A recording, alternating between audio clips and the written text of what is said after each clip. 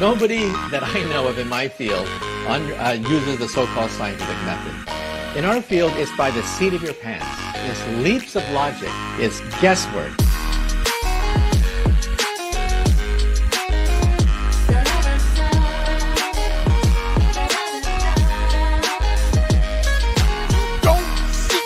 Don't see the curvature of the earth. That stuff is flat. GLOBEBUSTERS taking over. Bye bye moonlight and rover. NASA so mediocre. Sorry, but your ball is dead. But your ball is GLOBEBUSTERs taking over. Gotta ride this roller coaster, but the truth is getting closer. Sorry, but your ball is dead. But your ball is. Get the shovel for the space hubble, piecing up the puzzle. Need to burst your bubble, evil gonna crumble, yeah. Sit down, be humble. Got the ball, you better fumble. You'll get mad, cause at this fight I'm about your uncle.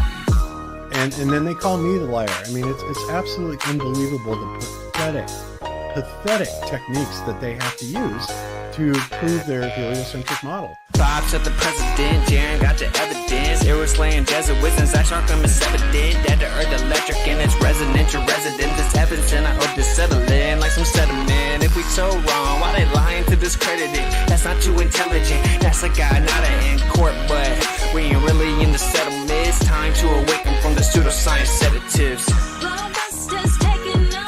Bye bye moonlight and rover. NASA so mediocre. Sorry, but your ball is dead. But your ball is GLOBEBUSTERs taking over. Gotta ride this roller coaster, but the truth is getting closer. Sorry, but your ball is dead. But your ball is. Inner World Productions. Welcome to GLOBEBUSTERS, Season 11, Episode 15, Vector of Flat Earth. Apparently some people in the community are having trouble grasping the concept of a vector, and that is, of course, a magnitude and a direction. And I wanted to talk about how Fe is about to explode, so we combined the two concepts. And the direction of Fe is up. We'll talk about it. So let's go ahead and introduce the panel. First up, we got Jiren from Jirenism. What's up, brother? How's it going? What's your vector, Victor? You know the movie? It's before your time. You're a child. Airplane. I Thank you. Thank you. Children. What is going on, dude? You can't even. You don't know once you don't know Boomers close to an airplane. We've got a divide, an insurmountable divide now. Well, I mean, Your parents failed you, Austin. I'm sorry. that's where we are. Second time today, probably.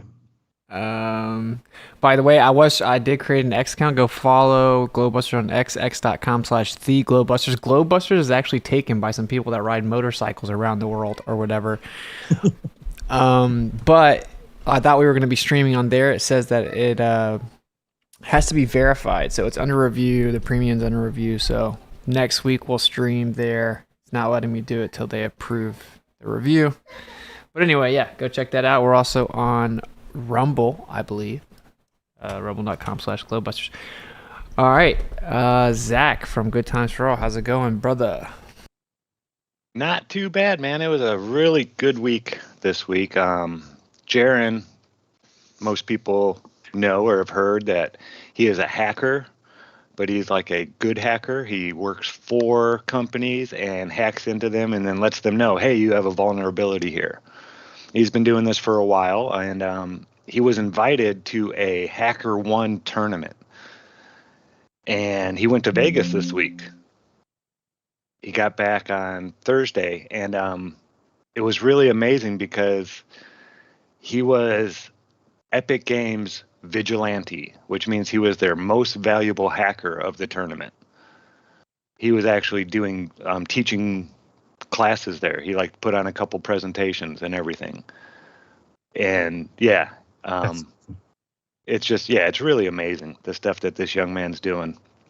But the coolest part is people like me and Cammy and even you guys really, we're not really super tech savvy. So we hear computer genius, and it's like, okay, yeah, but Jiren is different. He is. Like, he's just starting to realize that all these other people that are invited there, you know, it's like they're all playing instruments. It's so compartmentalized. It's just like NASA. They all work on certain things. Well, but when Jiren was young and he asked those questions that, you know, a 3 or 4-year-old does, Bob actually knew the answer.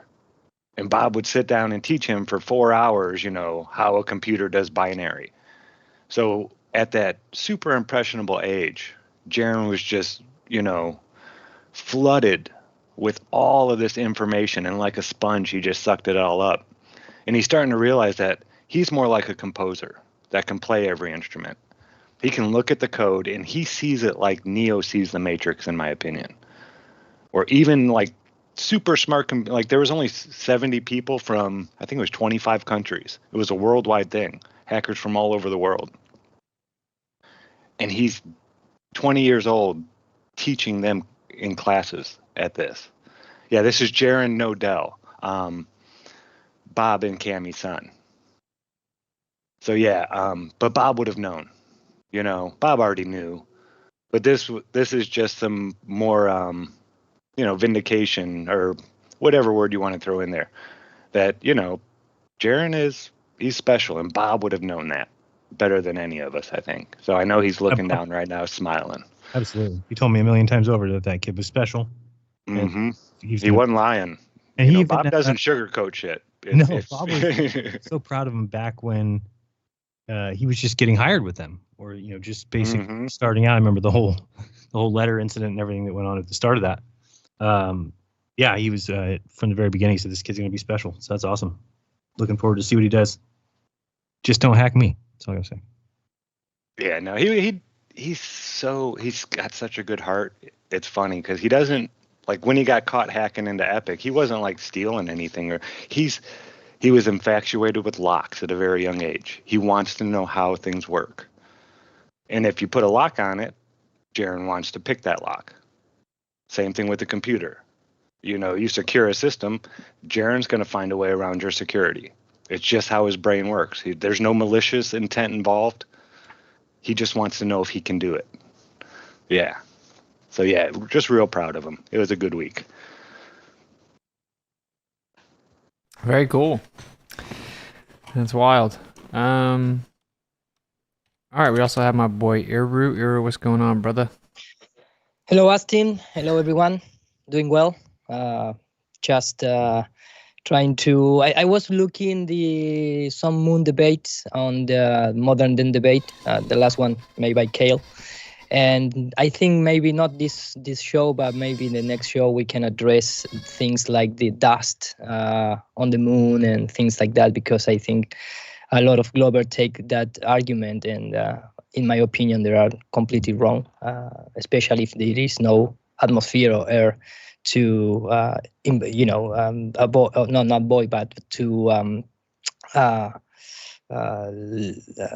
you say,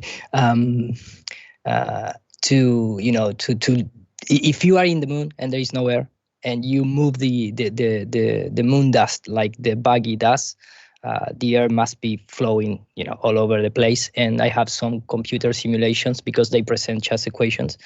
And I like to make a tiny presentation, maybe next Sunday. Cool, man. Have you guys ever seen that video that people recently did where they faked the moon landing underwater? No. What is that? Yeah, I've never seen that. I saw it on X the other day. These people were just, faking the moon landing underwater. It's pretty funny. Recreated obviously it's not like incredible, but it is interesting. Yeah, well, it's never made sense to me why you would be in slow motion. I mean, it must have been just a complete oversight, or they couldn't figure out a way to do it that would look real if they did it. What would actually be the case if there was no atmospheric pressure and no gravity? Everything would be quicker, not slow. At least in my opinion. Ira, what do you say about that? You think that I completely agree with you. In fact, I have a are in the slow motion world, and that is because they did it in that way, and in fact they have the technologies to do slow motion, and especially with the baggy, that there is another claim that a lot of people did about the possibility that is a complete miniature, and there is not even a real scale model, of the baggy or the rover, let's say the rover, going on the moon and things like that. You can see the astronaut that is not moving. It has that, it has some substantial point to believe that there is a miniature, because there are also another videos that you can see that the most probable thing is that they use miniature to film it. In fact, they have in the Lola Center to practice and simulate things. So if you put the piece together, right? Yeah, like the ground exactly. move, and that's what they do with the little miniatures. Yes, have you also seen the backdrop? How there's if you take the car's driving and you take a screenshot of the mountains in the background, then the car just keeps driving forward for a while. If you take another screenshot of the mountain never changes size. No, It's a clear backdrop. Yeah. Yes. So there is a lot of things that we can cover, and I still waiting, not in the bad sense, but in the good sense, that maybe someday I can be with Austin, because I cannot go by myself to Modern Debate because my English doesn't allow me. But if someone invite me, like Austin or whatever, I can make like a backup support, showing and presenting videos and that kind of stuff. Yeah, I told James to set that up. I don't know if people are afraid, or I don't know. I think I have kind of dwindled down. I was like, I'm not debating some of these super toxic, lame people anymore. So that may be what's holding it back. I don't know. I can reach out to him though. That'd be awesome, because I never have anything to show. So I'm always just like saying that they're just like, you're lying, and I'm like, all right. You guys should go up against that lovely young lady planar walk. Oh man, not a chance. Oh, okay. It's an idea. Sorry, Zach, what were you saying? Just a big shout out over on Rockfin, Eric the Red, starting us off early with a $20 tip. Thank you, sir. Thank you, Eric.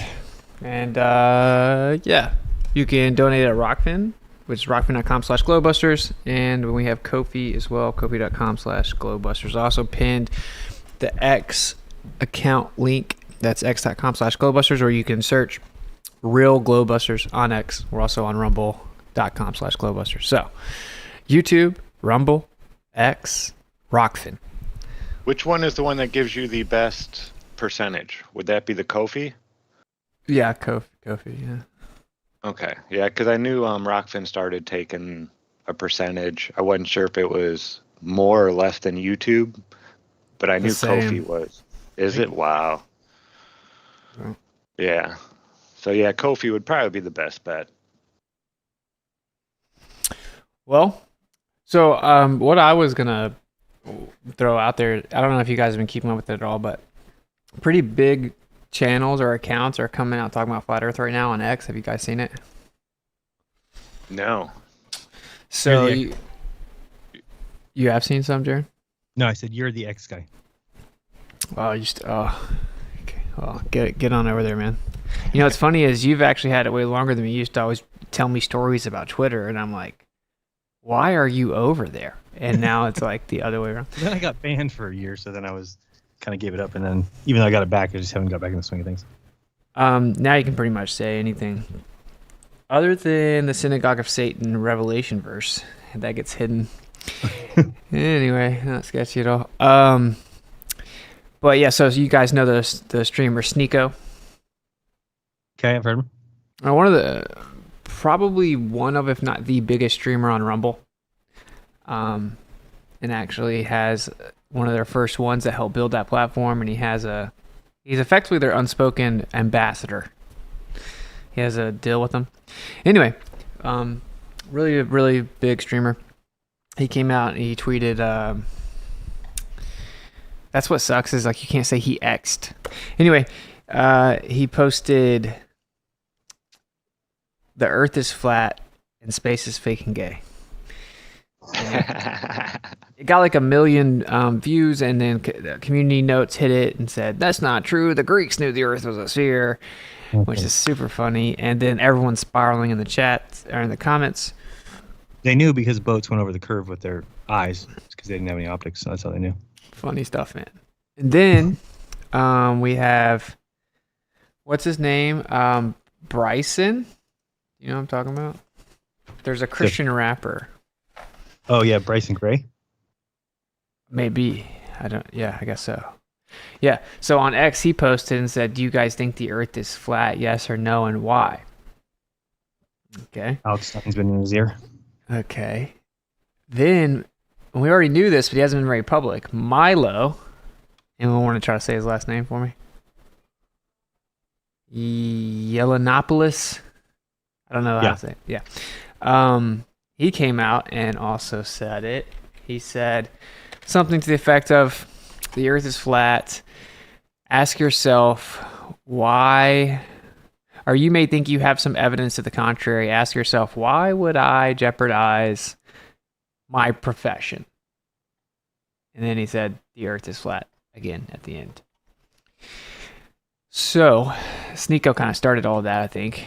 And the point that I'm making is, the only thing holding back the like FE second wave, it was two things, right? Number one was the censorship.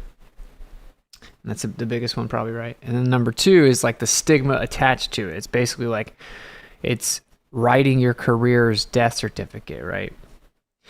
And if that changes and you're not being significantly censored on X to the extent that we used to be, now you've taken the two things away that were preventing it from like exploding or continuing even on the trajectory that it was on.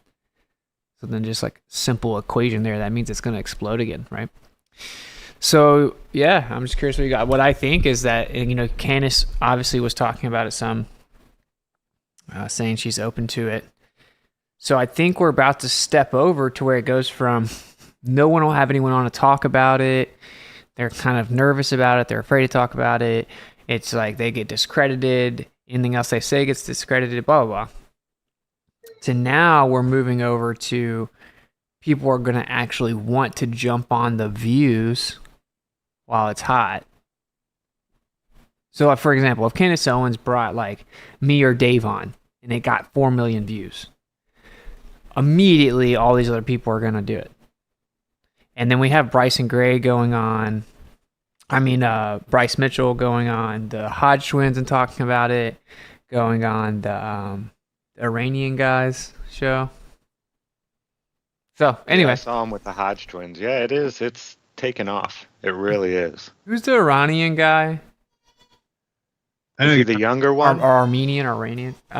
No, he's just like a really wealthy business guy that has a podcast that's very popular, conservative guy.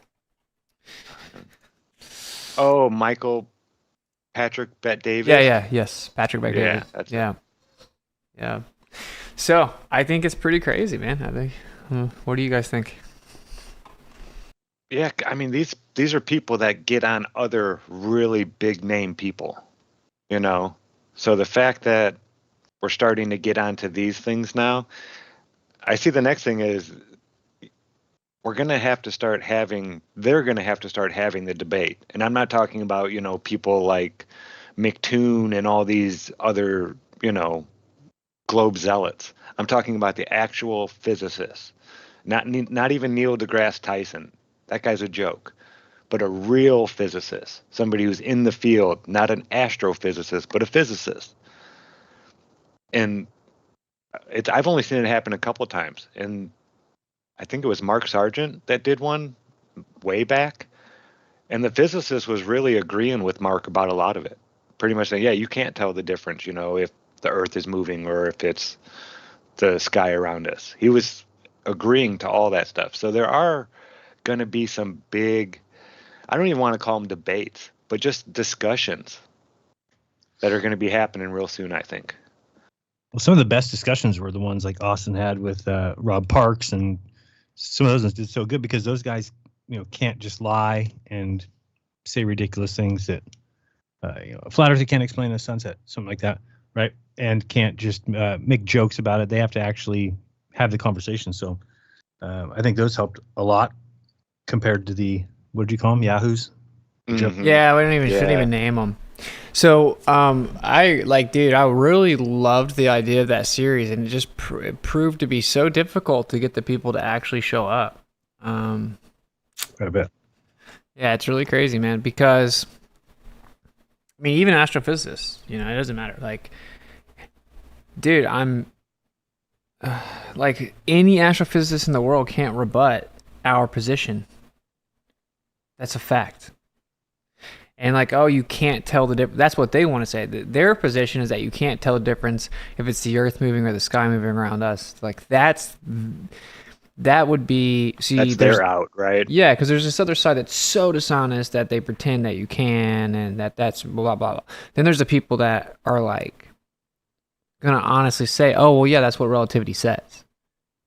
So that's honest about what their position is, but the actual truth is that you can't tell the difference, and it's with interferometry. We're talking about like the most precise way to measure things in the world has shown the Earth's not moving. You know what I'm saying? So, yeah. Anyway, I don't see like how you're never gonna see some PhD astrophysicist come on and rebut, the correlation with altitude, direction, and the periodicity of the solar motion when it comes to interferometry measurements, or the anisotropic propagation, or how you have to account for anisotropic atomic clock decay. Like, these things are not something that can be rebutted. Seriously. I'm not joking. Like, it's not. I mean, in as much as we've tried our best to come up with something for them, we've scoured existence to find if anyone has come up with something for them, and they haven't. They can't. There's nothing. So, I think that's very interesting. So yeah, that's how I feel. So I look at this whole thing like it's just a matter of time. It's like, how long can you prevent that conversation from being seen by the world? It's like, you got this guy over here who didn't do good in physics, doesn't actually understand the concepts, actually isn't that smart. Sunsets don't work on a flat Earth. But when the world sees a flat earther sit down with a PhD, and the PhD's conceding and doesn't have answers, or quote unquote loses the debate, that changes everything. They have to prevent that at all costs, I would say. So I'd say that's the goal, right? It's get one of these big platforms. Probably nobody should for your show. Yeah. But that's why it's like, get a big platform to do it. Like, yeah. I was hoping maybe Tripoli will set that up at one point, but like Joe Rogan, anyone just be like, to take a neutral position, be like, I don't. People are demanding it, A lot of people are saying some of these flat earthers are charismatic or convincing or whatever, and we want to give a professional a chance to come and kind of dispel the misinformation or whatever, to set up a debate on a big channel, a conversation. That's the glitch. Of course, Joe Rogan felt compelled to bring it back up all of a sudden recently in some conversation with that black guy that always talks about quantum physics and ancient civilizations. Yeah, Terrence Howard. No, the other. The other guy. Okay, yeah, I know who you're talking. I don't know his name, but he's big on like the Anunnaki and ancient aliens and all that stuff. Yeah. And he randomly brings up this guy. Like, what do you think about the flat Earth guys? That's what Joe Rogan said. It's like, what? And then of course they just proceed to strawman it. But cool, yeah. I just want to throw it there and go if you guys know, like, obviously you're gonna have people in the community that are like, they just don't see. They can't see the forest for the trees or whatever. So it's like, oh, well, those people are grifters. Those people are controlled opposition. Tucker Carlson works for the CIA, or like. Yeah, right when I heard about Candace Owens, and I started seeing that from everybody, I'm like, oh my god, you just can't win for nothing. Like, of course she's not going to be awake to all the truths yet. Just give it you don't have to jump down the throat already as calling her a shill or this or that, because it's like, but if that person was looking into the community and that's what they see, why would they even look further? It doesn't even matter if she is. The question, like, so what are you suggesting exactly? You're suggesting that we don't get in front of all the people. Right. You know what I'm saying? Like, there's a huge part of it's where it's, but, yeah, we don't have to get into all this meta, but it's like, I was thinking this when I was driving back here before the show. I'm like, it's transitioned from like, because it's like if you want to ask people, and I don't necessarily want to talk about this whole show or anything. I specifically don't actually, but like with the 24-hour sun thing, it's like whatever your opinion is about like the definitive nature of it or whatever. The question is just like, would you not want to know if there was a 24-hour sun in the south? And if everyone's answer is not yes, then that's just weird. That's not like the truth-seeking like spirit that got me into flat earth. You know what I'm saying? And it's the same with this. It's like it's become this, it's as opposed to this like truth-seeking group of people, it's become this like cliquey, dramatic, toxic, gay little name-calling. I mean, not the entire thing, right? But that's like kind of becoming the cemented type of group. And that's weird, bro. That's weird. It's like I'm just saying, I know for a fact, if I went and talked to ᴅᴇᴏ, people would say, I work for the CIA or something. You know, I think that's really weird, but it's all good. I think it's cool. It's definitely going to happen. I called 2024. I'm just going to hold it. I was starting to think like, okay, it looks like it might spill over into 25 before it really takes off. But I'm just gonna hold my ground here and say that, yeah, the next few months it's gonna really pop off, and then it will go into 2025. I don't know. What do you guys think? You seen anybody new following you or anything like that? Tate still follow you or no? Yeah. Yep. Good news.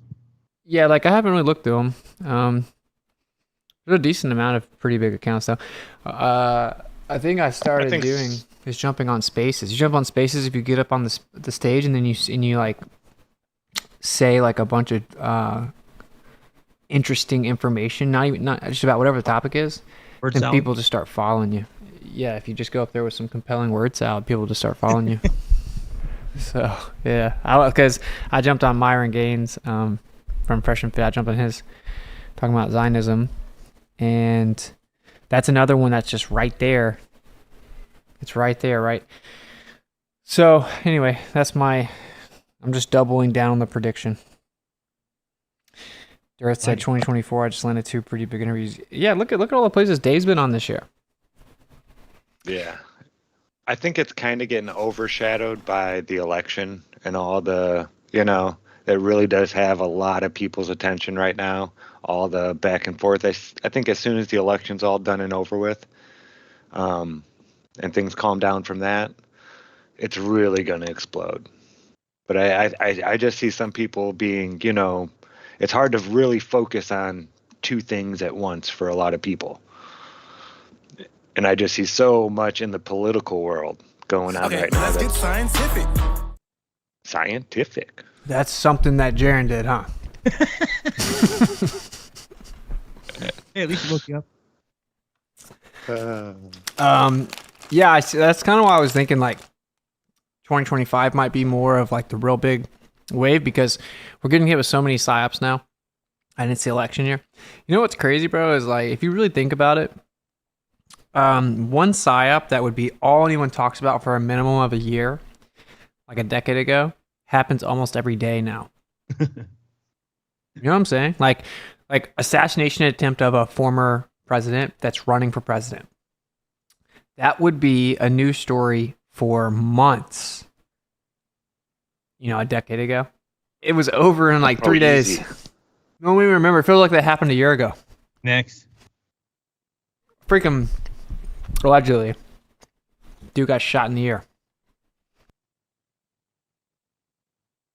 Yeah, I think it's crazy, man. It's like wars. Oh, Israel shot missiles at Iran. It's like, okay.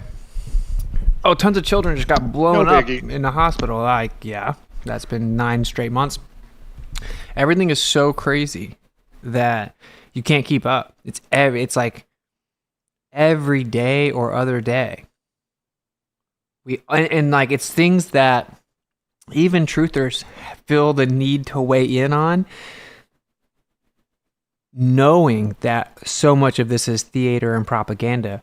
They've gotten so good at the psyops that like even the truthers feel the need to weigh in on it and have to try to really dissect it. Or you just completely unplug, of course, right? But yeah, anyway.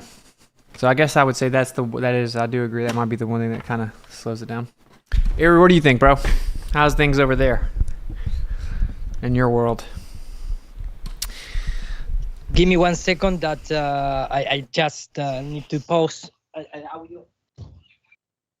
No worries. Okay, no, I'm here. Because in 40 minutes I have a debate between you can say between if Donald Trump is a villain. I don't know if that is correct word in English, or is a hero in the Spanish channel, because there is a lot of. Jiren, bro, who makes your decisions for you? Is it you? All me. And I was preparing some of my evidence to back up my point of view. But in terms of flat Earth, you asked me in terms of the flat Earth. Yeah, like, do you think that FE really has its big second wave this year, or do you think it'll get overshadowed by the election stuff? Well, the thing is that in the Spanish community, we don't care about the United States elections in terms of the flat Earth. In fact, in the round of the flat Earth people, at least what my experience told me, it's like a lot of the people that become a flat earther, they don't care about any more politics. Not in the sense of the human will, the politics in the sense of the power to organize you and yourself and your people around it, but in terms of the domestic or international politics. Because when you start looking and you start digging, it always appear these hidden hands, of a group of powers and things like that. So we don't care about, in the sense of so much what happened in the United States. At least you live in a country that maybe United States put an eye on you and maybe they want your resources or things like that. That is the case, of course, to Argentina and other countries, at least in the Spanish community. But what can you do? I mean, it's too complex to fight with that type of power. So, we look and we're trying to understand what happened in the United States because it had a repercussion around the world. But we don't take, something that maybe, okay, now Donald Trump, if Donald Trump wins, he's going to save the world. In fact, that is something that maybe we're going to discuss in this debate that I have in a couple of minutes. But in terms of the flat Earth, I think there is a lot of new people, especially because there was a guy that it's a complete fantasy guy that what I'm trying to say is it's a guy that take a lot of conspiracy and put in one package and start, coming viral in the social networks. But the guy start mixing a lot of things of Tartaria and the old world order and the flat Earth and Anunnakis and simulation theory, a lot of things. The guy, of course, is not of my taste in terms of the information that he spread. I know him. I have some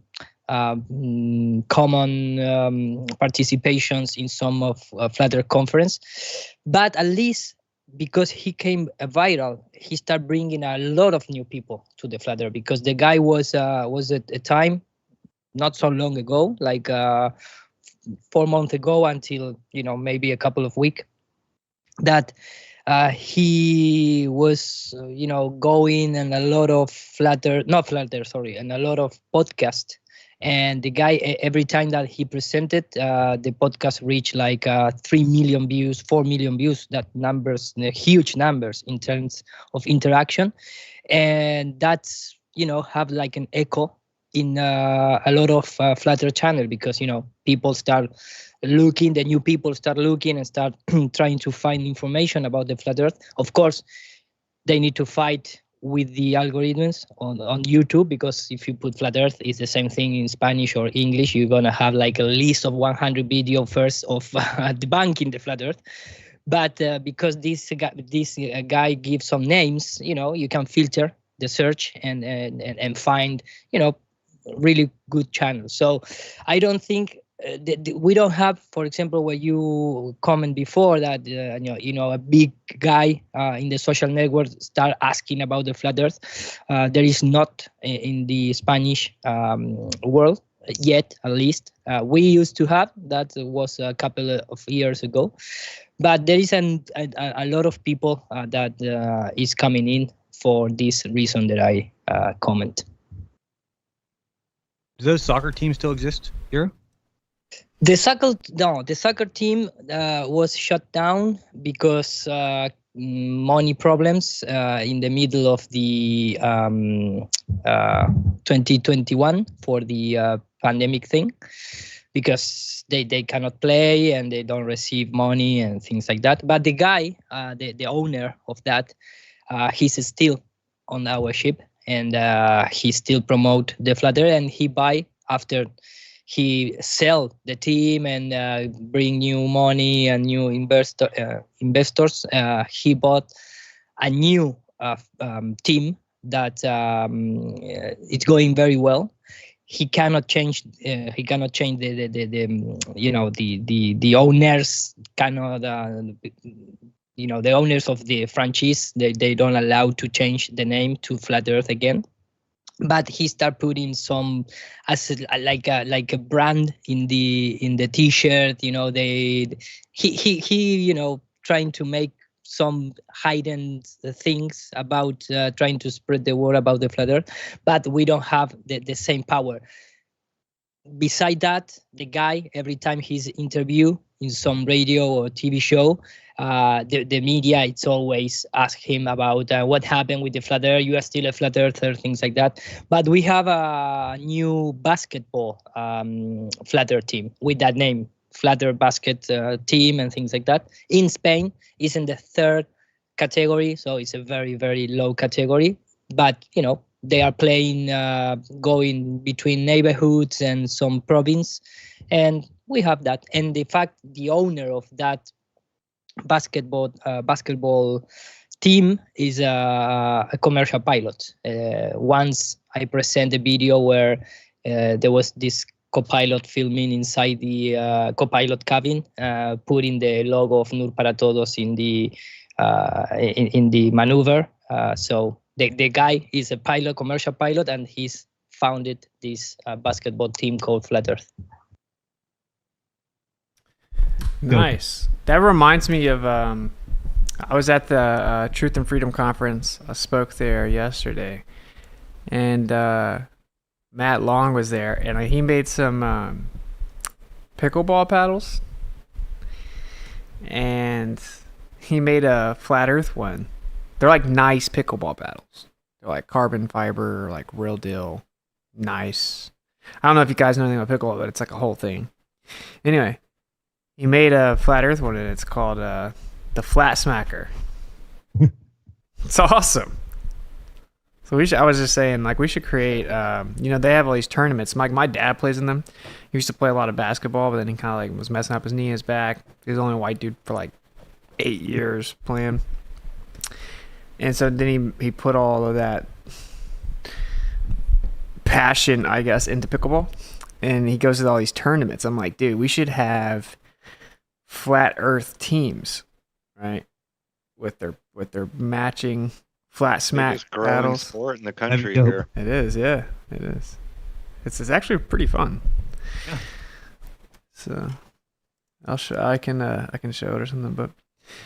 So, Zach, what exactly do you know exactly what Ken was referring to when she's saying people have issues with the vector thing? Because I immediately just thought about this idea that I am not particularly interested in discussing. I don't want to be super dismissive because like so many people are like that with us, but of the idea of the Earth moving up. But yeah. I was trying to explain this Friday night. There's so many people that are looking into this idea, which great. That's what we want. Think about stuff.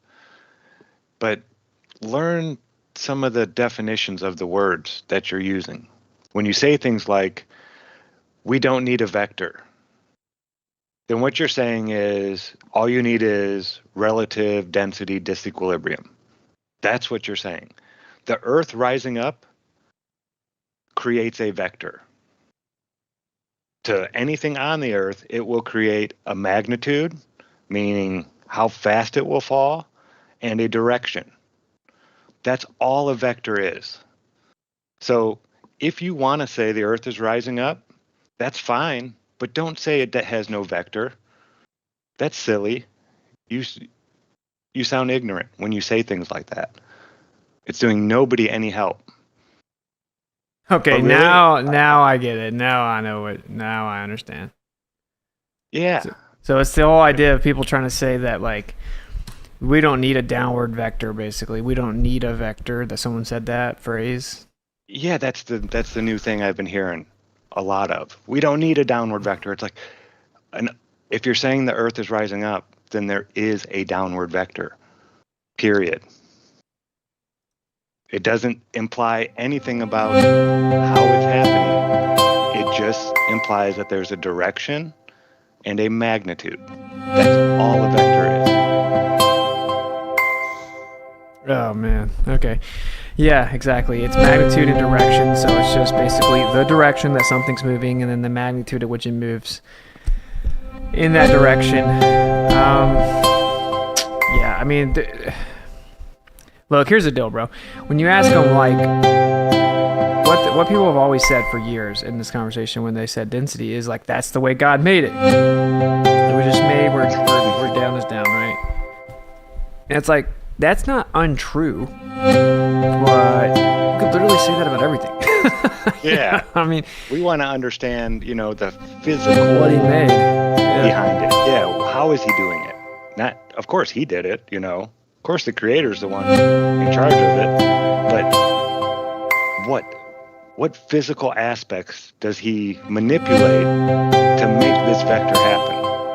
Now, there's an electric field outside. There's an electric field around you at all times. And it gets higher the higher up you go. Now, when you look into physics and you experiment with this stuff and play with it, you learn that an electric field creates a vector. Just like if the Earth were rising. Now, you can go outside and measure this electric field. I've done it. I mean, it's not hard to do. It costs you maybe, $125 for the meter that we have. They might even be cheaper. But it's not hard to do. So please stop saying that electrical forces are woo-woo. You sound ignorant. We've known about this for hundreds of years now. About these electric forces and manipulating them and getting things to happen. So much of our technology is based off of all of these understandings. So stop saying things are woo-woo. Electricity and magnetism are real. You can take a compass outside and go measure the magnetic field. You can take an EMF meter and go outside and measure the electric field and then set it up on a platform, an insulated platform, and see that the electric field is now higher. Yeah, and look, you can keep doing that. Yeah, who cares? I'll say my opinion here. Who cares about what they say? Like, I would say the goal is to package this in an easily conveyed and digestible way for people that are genuinely interested in truth to understand. Is there a background music or something? Somebody saying there's... Oh, no way. Okay. What? That was going on for a long time, if that's the case. Sorry. I put a new little yikes. I put a little logo intro with the X, and it was probably playing whatever default audio it had. Sorry. Yeah, we didn't hear it here. Sorry about that, folks. Yeah, I didn't hear it either. It's just going out to them. That was probably super. That was unbearable. things that Jiren used to do. Like you I was giving Jiren such a hard time, and then Who's making decisions for you? Also? Touche. All right, we'll catch up in a second. All right. Well, we may have taken a little bit of hit there. I'll take the fall. No, what I mean though is like, Okay, so maybe you couldn't hear. I don't know how bad it was, but basically, Zach was explaining. People are saying we don't need a downward vector, and stop saying things like magnetism, electricity, or electromagnetism is woo-woo. That's ridiculous. And I was saying, really, who cares what people like that say? In my opinion, the goal right now is to find a way to convey that in an easily digestible way, so that people kind of understand what we're saying. I think a really simple thing is just like, well, as quote unquote flat earthers, like, we just acknowledge what can be demonstrated to be true, right? It's like density and buoyancy causes things to go up and or down. Things seek equilibrium relative to that. Everything's intrinsically electric, so we acknowledge that everything's electric. So electromagnetism has to be playing a role in all of this. And there's tons of electromagnetic energy that comes down from the sky. We have an electric field on the earth, and there's a little downward electric current. So everything's seeking equilibrium relative to those things. And this idea of the word gravity, it's needed for the concept of a globe. And so everyone is asking you to replace something that doesn't need to be replaced. And like, that was not concise. What I'm saying is, like, when I find that when people start asking me and I'm like, well, everything's intrinsically electrostatic, that isn't like a satisfactory answer to people. And then when I start to break it down, I lose them. And we want to find a way where if you were in front of 10 million people and are asking a flat earther about gravity, what are you going to say? And I will tell you, in my opinion, just saying density is not what you want to do in that moment, because it's going to backfire. Where people seem to get stuck on the downward vectors. So we're saying that the electrostatic set the down direction simply because the high voltage to the low is setting that? Is that? Yes. It polarizes everything inside the Gaussian plates. So I don't know what's causing the Gaussian surface above. Don't know where this energy is coming from, but we can measure it. So it's going to polarize all matter in between that. So anything denser is going to go towards the negative below because it will hold more potential. Density and electrostatic potential go hand in hand. The denser something is, the more potential it can hold. So if somebody said to you, what is the force, would you say density is the force, or you're saying that the No, I would say electrostatic acceleration. Or dielectric acceleration. Dielectric is just matter in between the Gaussian surfaces.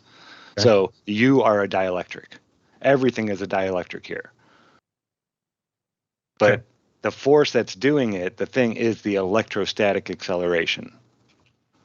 That's why I named it electrostatic acceleration instead of, dielectric acceleration. Because they're both right. The dielectric is what's being accelerated. But in my opinion, it's the electrostatics that is creating that acceleration, which is testable. That's how an acceleration, like CERN type thing, the small ones, when they first started out, they used electric fields in a circle. So you have your circle and all these different things you can charge, and you just have the high and the low potential around a piece of matter, and then you move those fields in that circle. And that's what makes it accelerate faster and faster. That's how they get it to move, is just with electrostatic forces.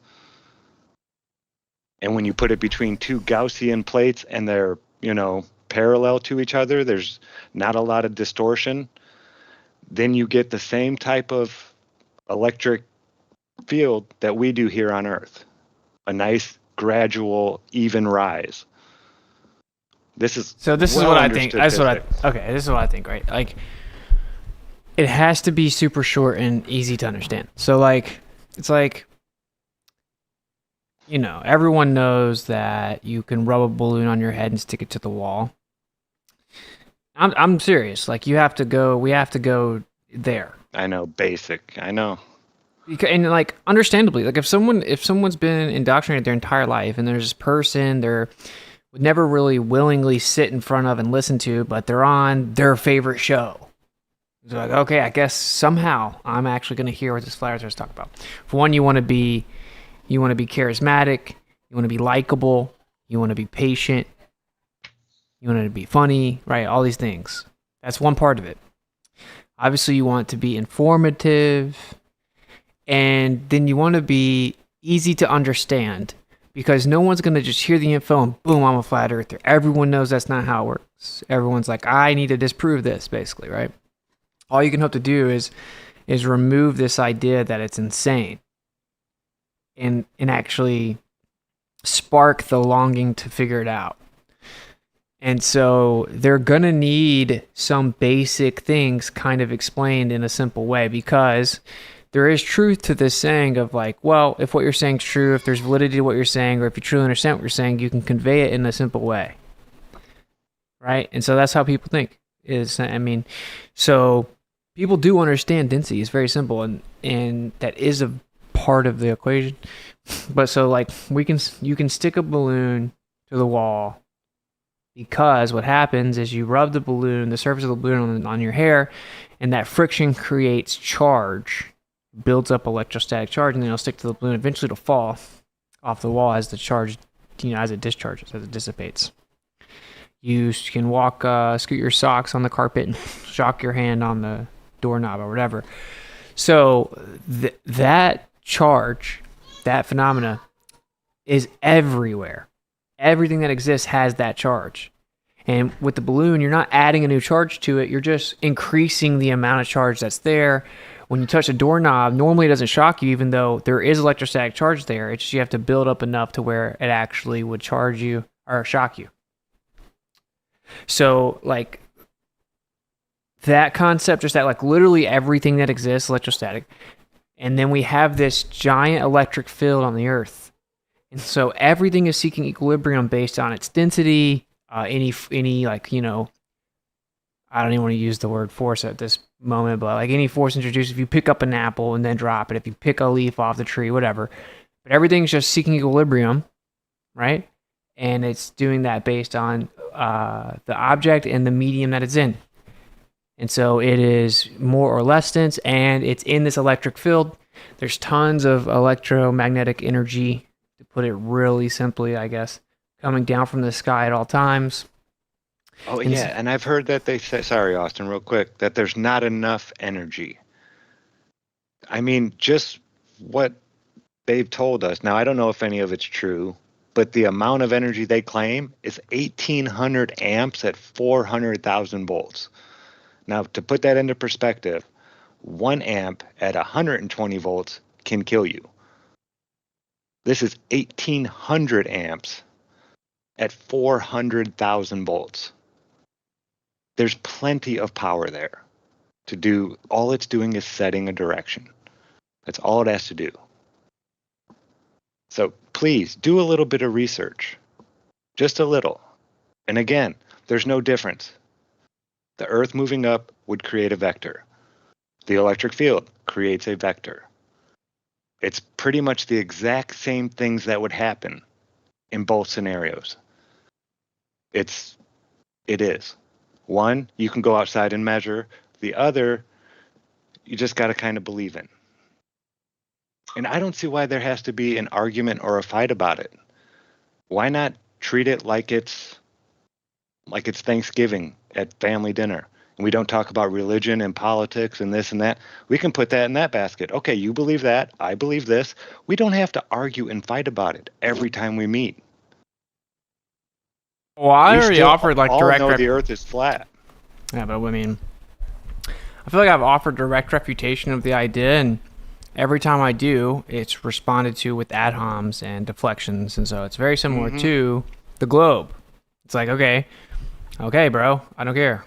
Like if I take the time to give you a well thought out specific refutation or rebuttal, and then you just deflect, like, okay, it's basically just like a metaphoric slap in the face. I'm straight. So that's how I feel about that.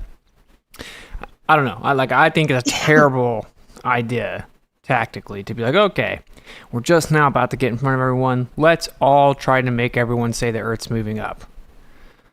I don't. And your argument is basically relativity. Yeah. That, I'm not gonna go around and defend relativity. I'm not gonna tell everyone that they can't trust their senses. Turns out, yeah, I'm just not going to. Like highly precise interferometry measurements would be able to measure displacement. They actually do that, and when I bring that up, they say, "Oh, well, there are other variables at play, like electrostatics and the electric field." I'm like, "Oh, okay." So like, look where we are at this point, right? Like, you're just saying the same thing the globe says. Like, okay, sure, you can actually prove the things, but take my word, there's something else going on. Nah. Yeah, we don't need it. That's why I don't get about it. It doesn't need to happen. So why do you believe it does? And people saying, oh, well, we just need demonstrations. We've demonstrated it so many times, so many videos. You can go to Austin's channel. You can go to my channel. Even here on GLOBEBUSTERS, we've demonstrated it on multiple shows. How electricity, people say, oh, well, it doesn't affect gases. Well, if you take gas and put it in a vial, like many of us have seen, think of Dan Dimension's videos, when he's lighting things up with a Tesla coil. That's what a Tesla coil does. It amplifies the magnetic field and magnifies it and makes it stronger from the discharge thing on top all the way down to the ground in an area. That's what it's doing. It's increasing the electric field. And that electric field excites the gases inside those vials so much that they start to glow. So please stop saying electrostatics don't affect gases. Most people have seen it. Just think about it a little bit. Yeah, but I mean they've been saying that for 4 years, bro. Like, I know. So I think I know. So this is like for like the new people that are. It's like, okay, you can take like 2 styrofoam plates and you can charge them up and you can make one styrofoam plate float above the other one, right? So like, because you want people to visualize the concept of something not physically touching, but that electric field interacting and making them move. That's all that's going on in the Earth. There's like this electric bias coming down on top of us that sets this up and down, and it's provable. There's tons of EM above us coming down from the sky. There's an electric field, which is a weak downward electric current. It sets you up and down and gives everything a slight downward bias. You can overcome that bias pretty easily. So, And this would create gas pressure as well, the gradient. The denser gases would be forced down, and the lighter gases would go up into the air and into layers like they claim it does. I'm just saying. And really, there is no difference in what would happen. They would saying both like get create a Dell vector. on. Like when I try to talk to Dell, he literally wouldn't let me speak, and he screamed and cussed and called me names. And then when I made my specific argument, he just deflected. Oh, that's woo-woo. When somebody says magnetism and electrostatics are woo-woo, I'm done having the conversation. I'm not going to play chess with pigeons who just get mad and knock over all the chess pieces. Yeah, it's whatever. I mean, I think here's the fun. deal, dude. The biggest lies are the Earth is in the center of everything that we can observe. It isn't moving. It's in the most special, unique position of everything that we can see, literally in all of existence. The Earth is not this limited dimension globe we were told. Could there be more land? Who knows? Are we just deceived about the layout of it? Seemingly very possible. Is there more land just in the Southern Ocean? Who knows? We're misled about the actual layout of the Earth. We're misled about its position in the quote-unquote universe, right? In the perceivable existence that we can see. And everything is electric.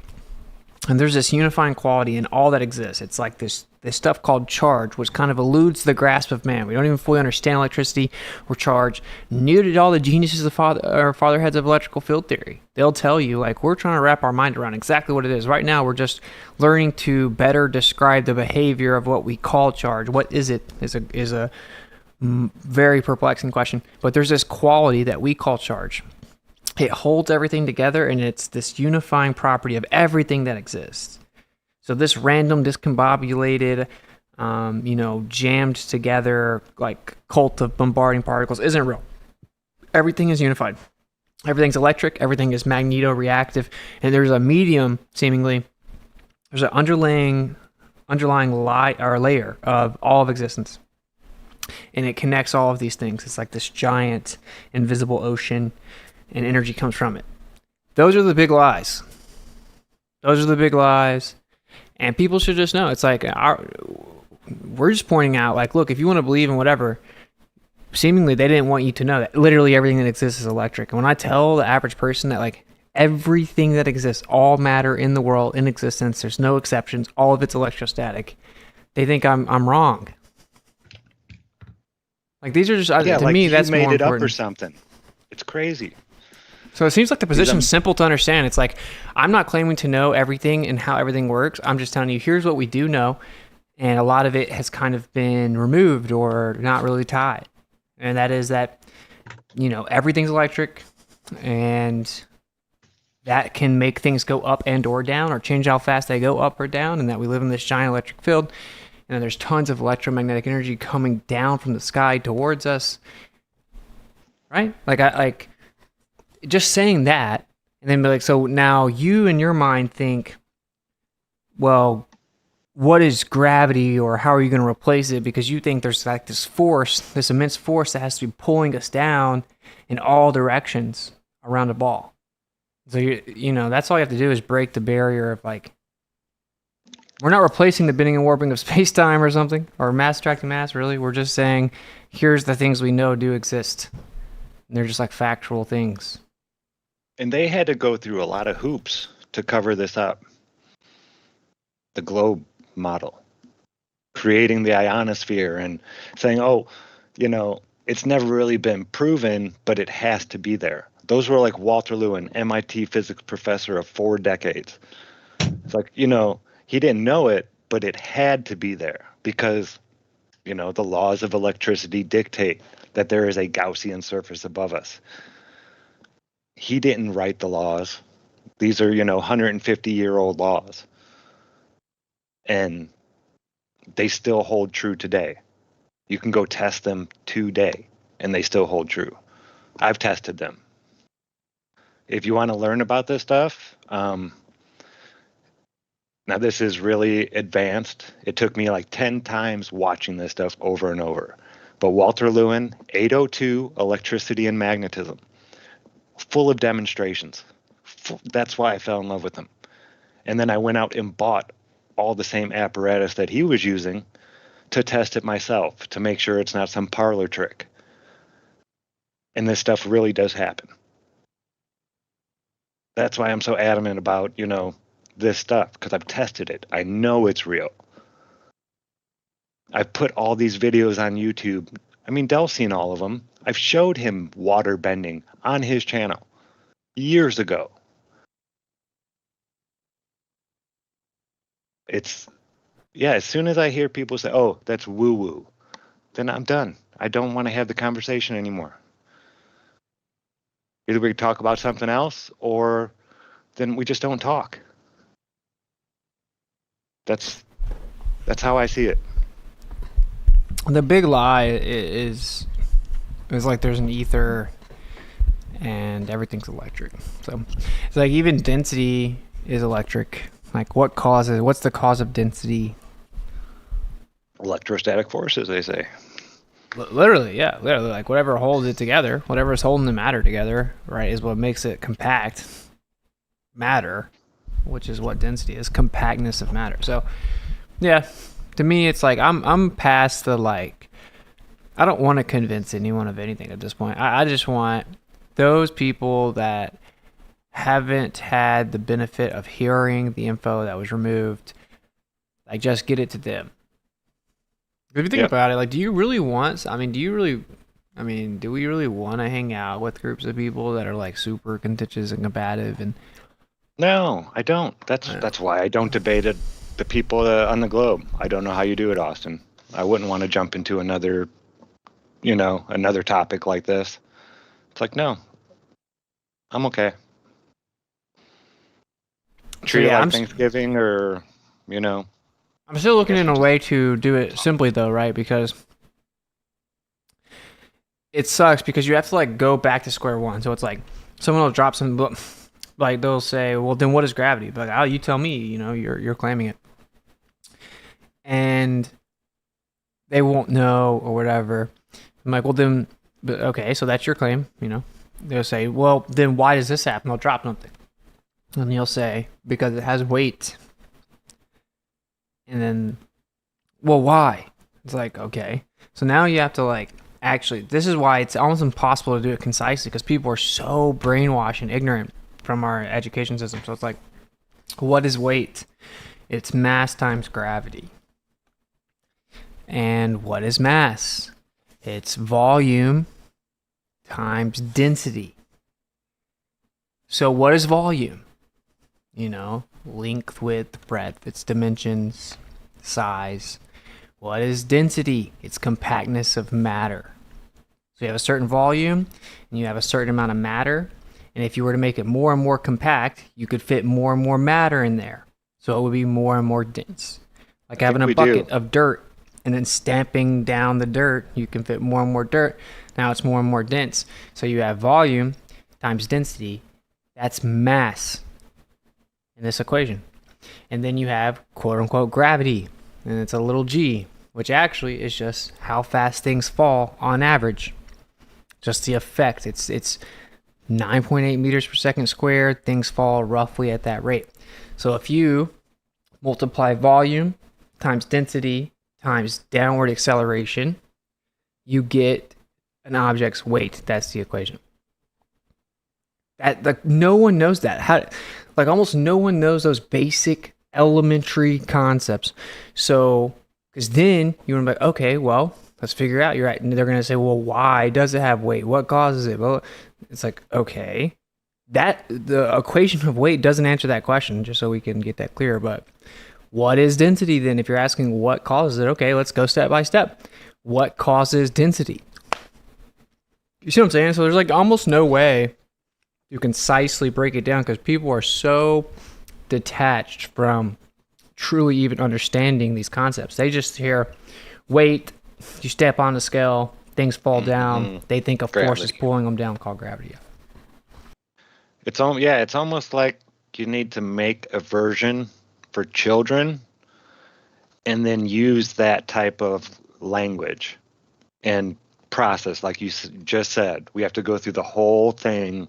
You can't just say density and weight, and because they don't know what that really is. It's getting to that point. Someone says, what causes density? Okay, it is the electrostatic charge that holds the matter together. Because density is compactness of matter. So whatever is giving the matter compactness, which means how tightly held together it is the cause of it. And of course, what holds it together is the cause of how tightly held together it is. And what holds it together is electrostatic charge. So literally the cause of density, anyone that says it's density, they're invoking electrostatics as the primary causal agent, literally. That's the most ironic part of all of this. When I pointed this out to FED, they just blocked me, cussed me out, like changed the subject. That's weird, bro. That's like, I don't have time for that. But. So yeah, anyway, that's, I don't know how to do it. I'll say I struggle with this. I struggle with, because obviously these conversations, I mean, they're so fast paced. And they want to ask you what gravity is, and they're expecting like a very simple, concise, easy explanation to replace their belief. And so I don't know how to do it yet. I'm open to suggestions. But. Can you share some of these pictures in here? Or I guess I could have done that, huh? I've been playing with... we're told it's electrostatics that hold everything together. And how are these electrostatic forces being created? I think it has to do with vibration. I don't want to say so much frequency. I want to get away from that word. Oh, that's kind of, it's annoying. I was just showing some stuff. And thank you. I think it was American Bald Guy a couple shows ago. that was saying pay attention to not where the sand lies, but where it doesn't, because that's where all the action is taking place. That's where the plate is shaking. Where the sand is laying is where it's, just not in movement. And while I'm re-researching some of this stuff again, looking through it while I'm playing, a lot of this, in my opinion, is like space, what they've taught us. I think they're hiding so much knowledge based on these vibrations and the patterns that they make. I think this is what really holds matter together. It seems like, I'm still not 100% sure that they even know what frequency things are. Like how they measure it is like space to me. It doesn't make sense. Maybe I'm missing something. Still a lot more to learn on this. I'm just scraping the surface of this subject. But I think there's so much potential here. This is called the Chladni plate. Real easy to make. You take a speaker, lay it so it's facing straight up. You could use even like the little plastic eggs during Easter time, something like that. Drill a hole right in the center of it, the plastic end, put it over the speaker and like super glue or hot glue it there, and then put a bolt through there that you can fasten your plate to, and that's all it takes. That's it. And so much of the stuff I'm finding is, you only see patterns here and here and here. Nonsense. I'm finding patterns at very low frequencies, playing around with patterns that come to life when you turn the volume up. I think there's just so much here that the knowledge here is, ancient. This is what the ancients knew.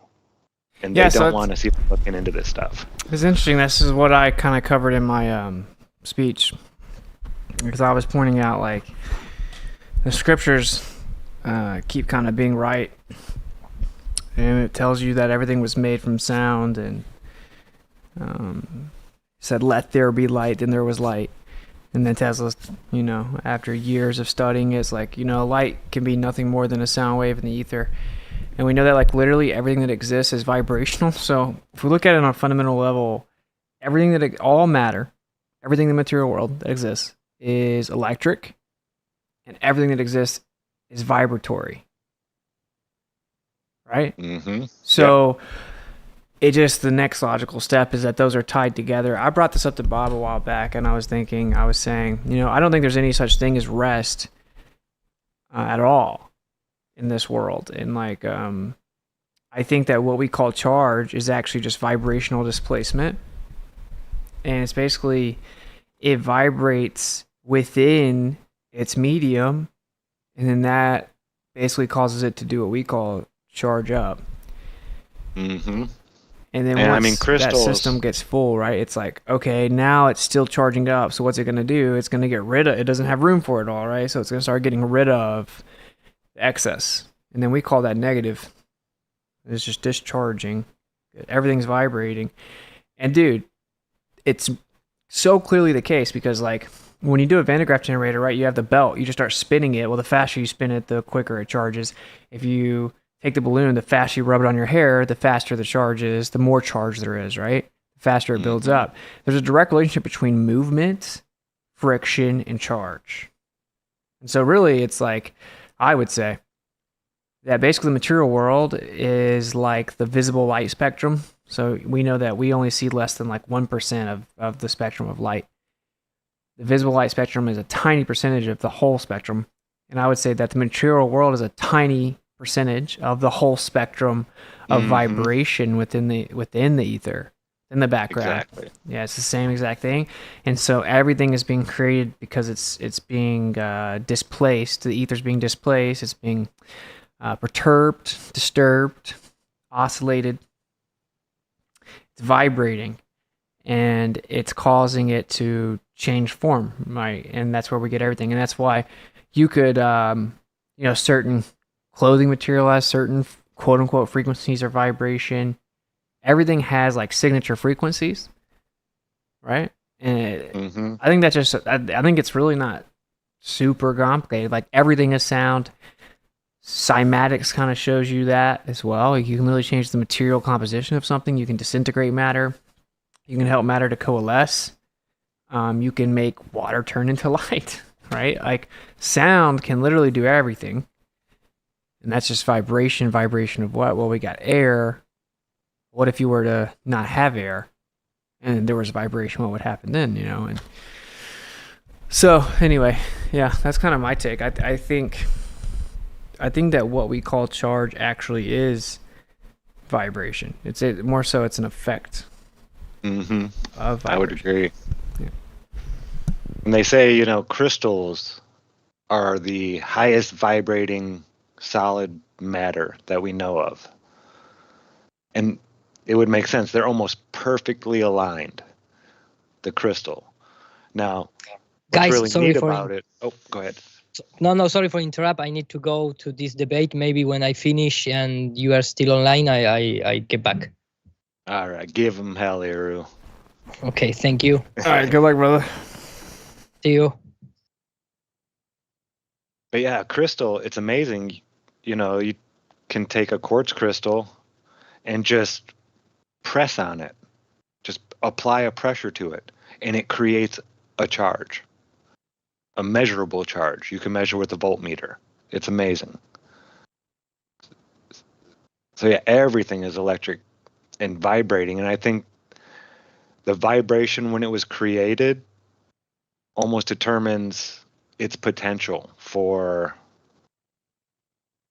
electrical perfection, I would say, if that makes sense. That's why we use quartz in like all watches and things like that, because they're very precise.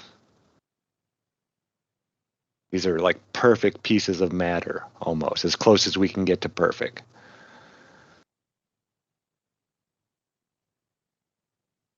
Yeah, so much to learn in this field. But yeah, I mean, play with me. It's a speaker, a little bit of hot glue, and some stuff you can get at Dollar General for a few bucks.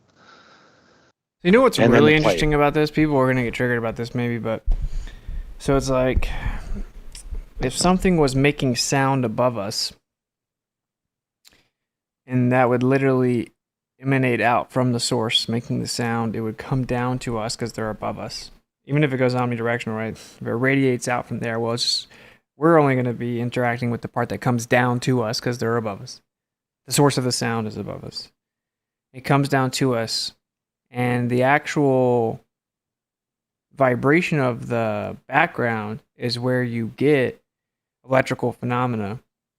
And according to Tesla specifically, the static electricity is the ether under stress or strain. So you have all this vibration or sound coming from above us down that puts the background into a stressful state, like a strained state, that gives you the literal fabric of existence, right? Because everything's electrostatic, because everything's being kind of pressed down on from above us. And then, based on how this vibration alters the background, then you start getting different phenomena like electric fields or even magnetic phenomena. So literally, what if something there's literally just sound above us? Yeah, it could be. And what's funny is that's love it. actually what a lot of the people said back in the day, like these helio sorcerers, right? Like these sun worshippers, for example, Kepler. That's what he said. Now, he said that the sun's like a god that's singing a song and all this stuff, but it was all about, like, Kepler's laws originally were about like a heavenly song and the acoustic vibration actually causing the motions. It's funny because there may be a little ounce of truth in there.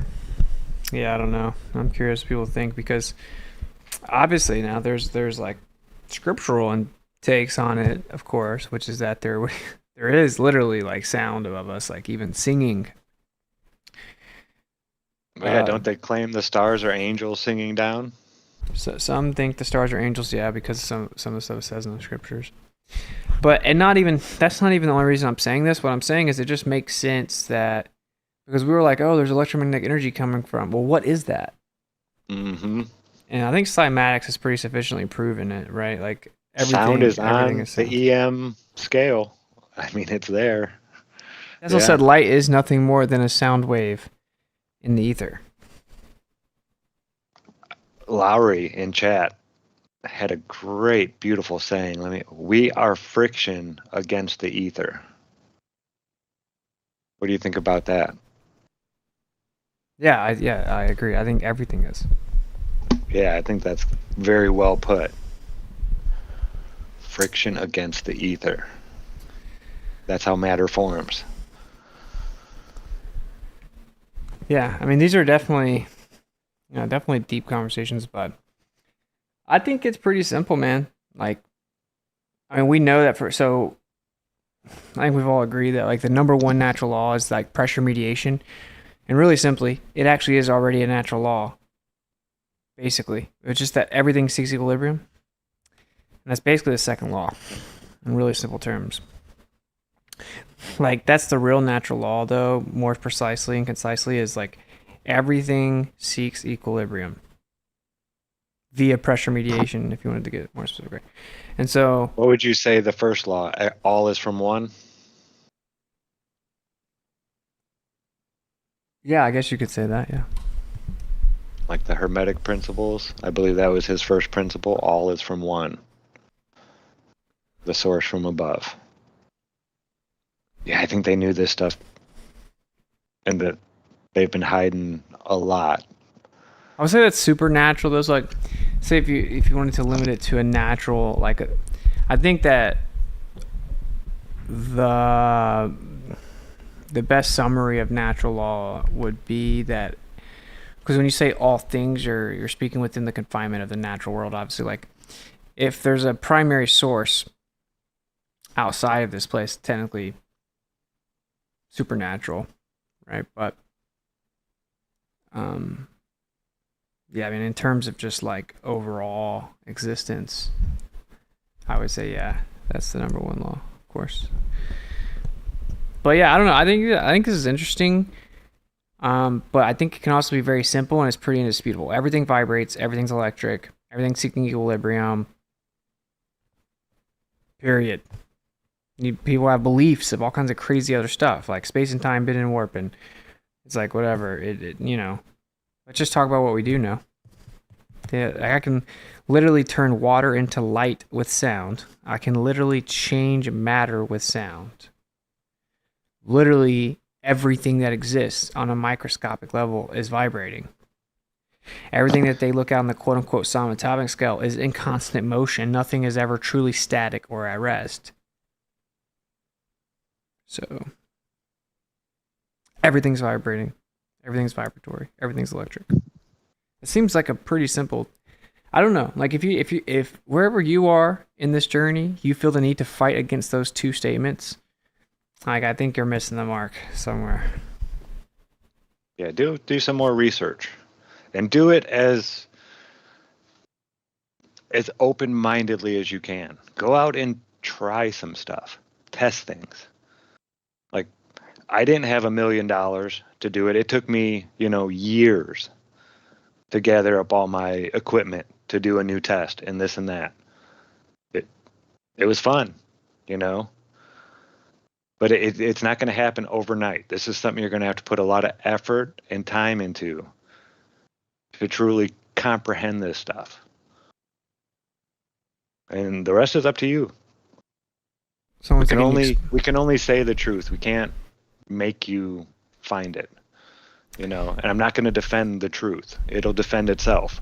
You, if you want to know the truth, have to really go and search it out.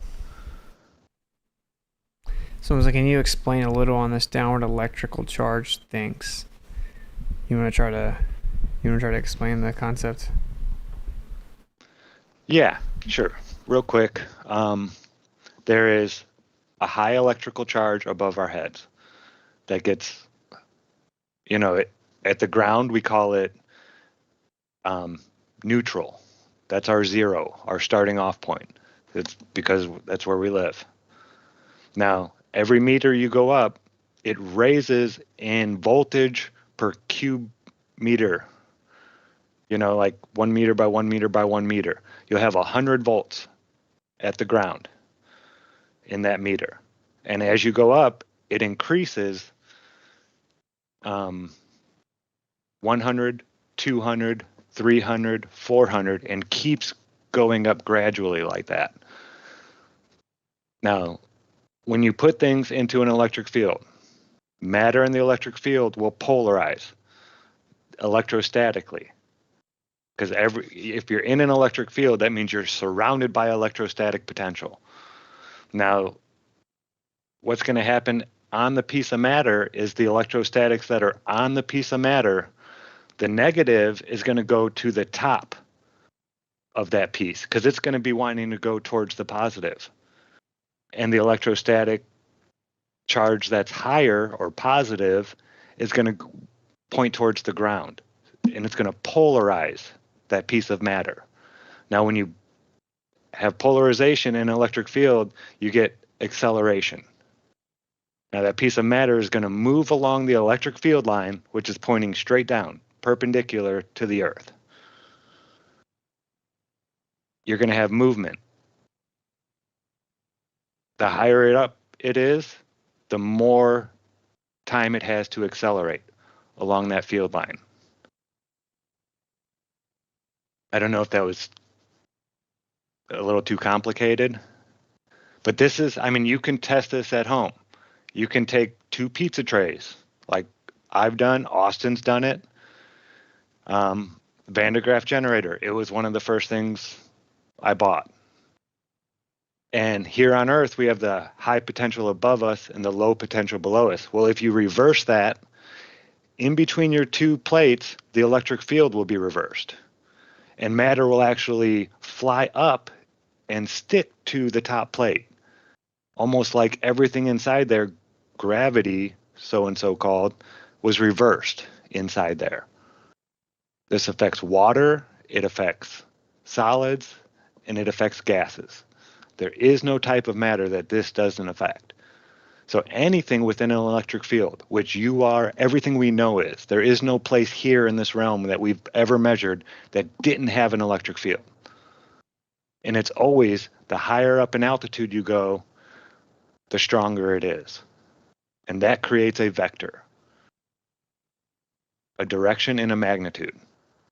The further you have to fall, the faster you will get. And that's it in a nutshell. That's why things go down. Everything does. And I just now, want to things point out, are just okay. I was just going to say something that I think is interesting that I didn't really know until recently, that if you hear the 9.8 meters per second squared, and I think people might think, at least I thought, that it was more of a cumulative effect, kind of like the curvature of the Earth, because 8 inches per mile squared sounds a little bit like 9.8 meters per second squared. So I thought it was exponential like that, but it's actually not. It's simply adding 22 miles per hour in the second than you were going in the first. So in that first second of a free fall, let's say we just drop an item, a rock, to the top of the Empire State Building. Now, again, we have to pretend there's no wind for this example, or no air really. But if you drop that rock in the first second, it's going 22 miles per hour. In the second it's going 44, and the third 66, and the fourth 88. So it's not like the curvature of the Earth. In the curvature of the Earth, there's not 8 inches, 8 inches, 8 inches, 8 inches. It's cumulative, right? Yeah. So it's a little bit different, and it's not. Well, yeah, it's just like the gradient in our electric field. Now, if we were on a ball, it would go 100, 200, 400, 800, 1600, exponentially. You would think so. Then our electric field would be like that. That's why they had to go and make up the ionosphere and say there is a Gaussian surface up there. That's why everything is equipotential, all the field lines, in our atmosphere, is because there is this Gaussian surface above us called the ionosphere. That still doesn't work, though. It'd still be radial distribution. So. Yeah. Oh, yeah, for sure. It's ridiculous nonsense, but they had to throw it in there, and they just don't talk about it. They can't recreate it either in a lab.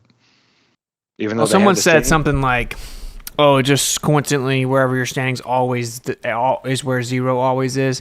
this is hilarious, guys, or something like that. And I'm like, okay, so I pulled up Feynman lectures. I'm showing it here. Like, yeah, literally, if you're standing on the ground, you're standing on the ground, then you're connected to the ground. And So you're the same charge as the ground. Yes. You're standing within the electric field. You're discharging into the ground. That's why we ground things. So yes, quite literally, wherever you're standing is the ground. So here's some visualizations, how you have the two Gaussian surfaces. You have the downward electric current. This isn't just a theory. You can measure it. You can run literal electrostatic generators off of it to even demonstrate what we have on the Earth in these university lectures. They have to use two physical plates, literally, and yeah, it's 10 microamps per meter cubed, no, meter squared, 10 microamps per meter squared, and I think some people maybe need visuals. Those are like the primary visuals you should check out to get an idea of it. I'll go back up here real fast. You see you have 100 volts per meter. So that's why it's called equipotential. There's an equal increase of potential per meter or any distance. So as you go 1 meter, it increases 100 volts. As you go another meter, it increases another 100 volts. So it's equipotential field lines, basically. They'll call them equipotential surfaces. So there you go. And that can be measured, we said, because I didn't understand what it meant. What did it mean by you can go up by any? If you go 1 foot, it would be different than going a meter, right? Yeah, it's like a gradual rise. Voltage, Gotcha. yeah, the voltage total would be different, but it's going to increase proportionate to distance the same. Gotcha. Now, if you're inside of a house or something, it'll be different because everything surrounded by you is grounded, and but there's still an electric field in there. So they say the best place to test this stuff is like in a big, large open field away from any trees or anything like that, because a tree is going to bend that electric field up around it. Because at the top of that tree, it's still zero. It's grounded. It's neutral with the earth.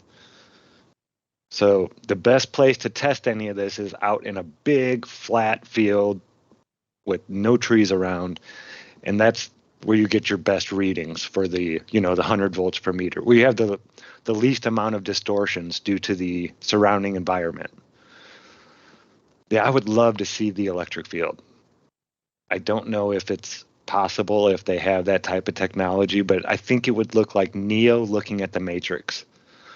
The sharp corners would be real bright, flat concave areas would be darker. I think it would be beautiful.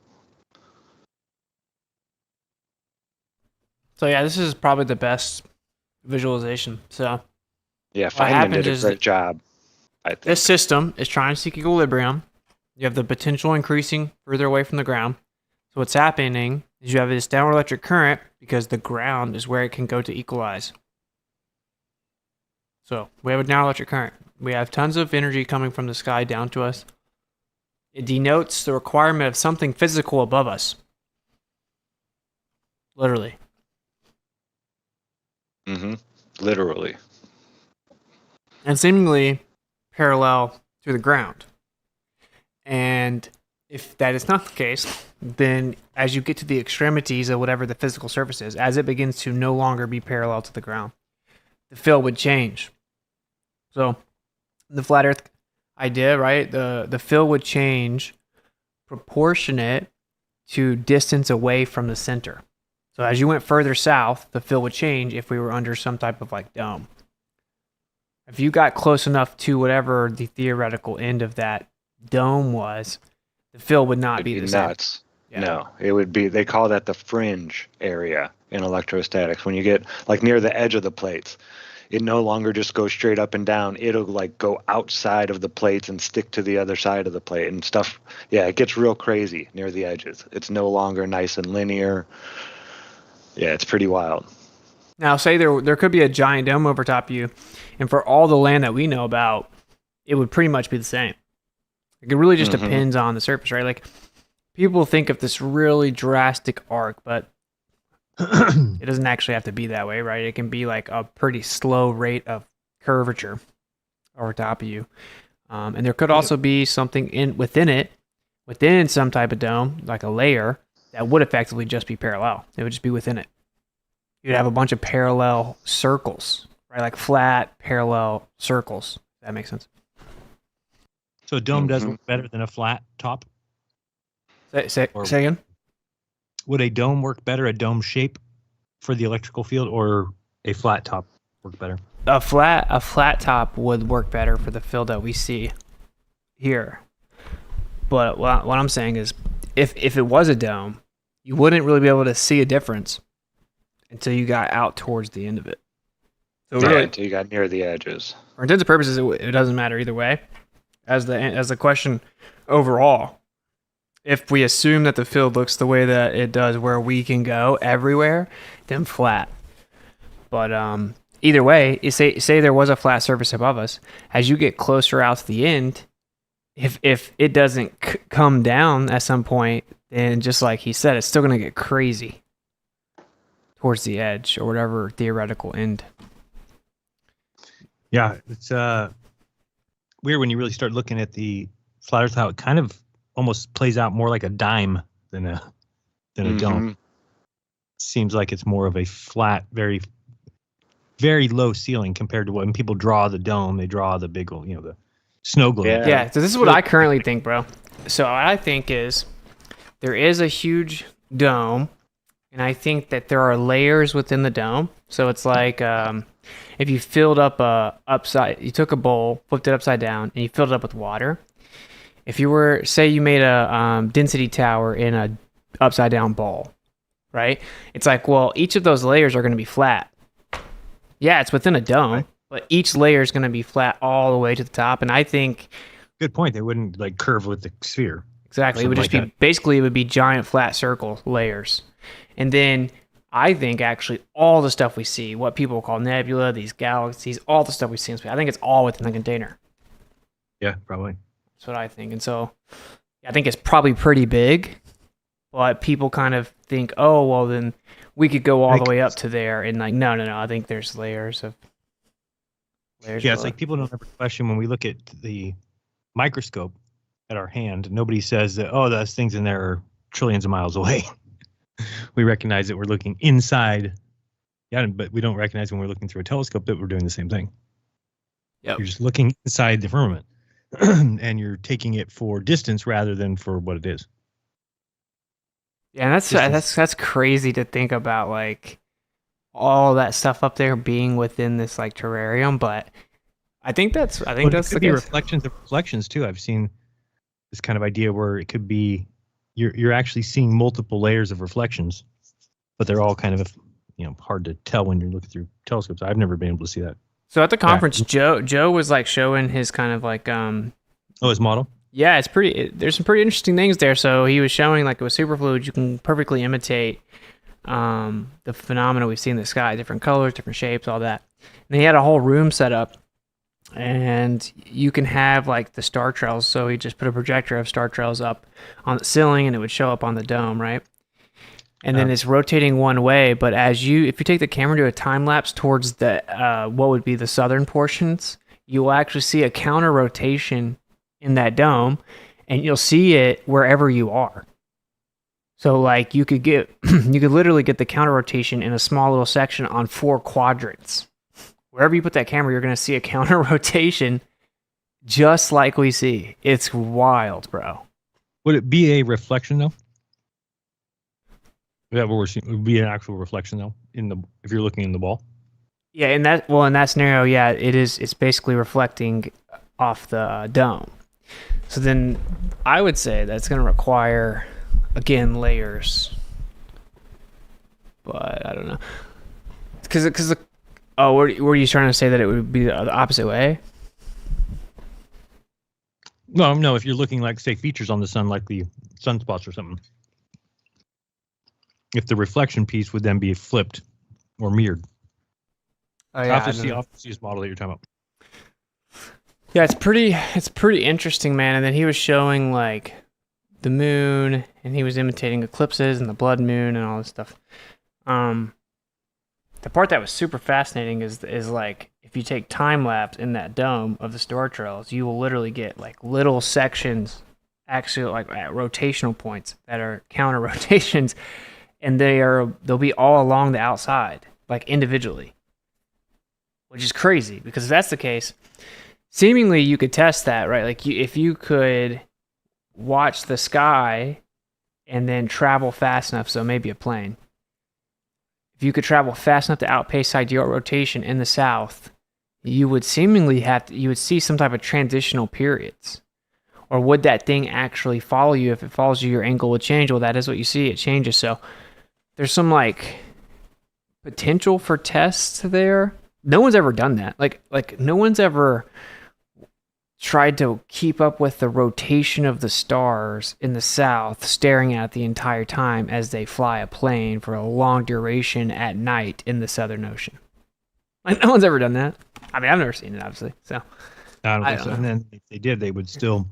You're moving, so your view change is always changing. Be like trying to see a compass continue to point north. Exactly. So then you have like kind of two main ideas here. One is that it basically puts out this counter rotation in 4 quadrants, so like 4 corners. What's interesting, he was saying he thinks that if that's the case, the creator did it because no matter where you are in the south, you could always put your back to that and then go the opposite way to get back to the north, which is interesting. That would give like a reason for it to naturally be there. But then there's the other option of wherever you are, you see that. So in that case, it would actually follow you.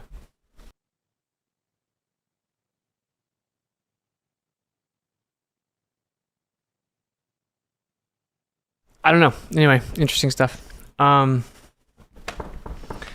Personally, Zach, I'll tell you, man, like I don't want to debate these people about the vector thing anymore.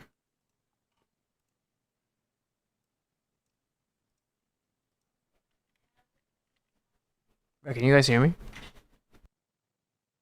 I hear you. Oh, yeah, I heard there was some type of, I guess there's some type of like drama going on with the whole Earth moving thing. Well, they're becoming more insolent, insistent, if you will. And Dell tried to talk to me the other night, and it was like 4 a.m, and I was tired and got tired of hearing him. I can't understand him most of the time, so that's my own, personal issue. But yeah, they just have these points that they're making that I didn't really know how to answer well. I talked to Alan a little bit yesterday about it. So I just didn't really have a good explanation. They just were showing me on spur of the moment, right on the spot. So it's really not the best time to try and answer what's going on here and what's going on here. But have you seen those experiments that they're showing? Or those demonstrations with the balloon and the apple and all that stuff in a van? Where the balloon moved forward. Right. Yeah. Yeah, it makes sense. Yeah, so I mean, I guess if I'm trying to think of their main point, because maybe you could think of a helium balloon going up. It's kind of the same thing as he's accelerating forward or moving forward. It's right. Creating a vector backwards. So they're saying that if you think about that, since it's accelerating forward and the balloon goes forward, that's why a helium balloon goes up, because the Earth's moving up. Well, no, it's because I know dense air is moving to the back, pushing the balloon forward because it's lighter. Correct. That's why I was asking questions about a centrifuge. What does a centrifuge do? Because you can get mixed up, and I've seen them before. Like I think I showed this to Bob before. Take 2 things of water and put them at the end of a stick, and when you spin it, if you put a cork in the water, let's get scientific. The cork goes towards the center, clearly because the water is being pushed to the outside, pushing the cork to the center. No. They say that because the cork's going to the center, that's the direction of the movement. Its acceleration is towards the center. It's just horseshit.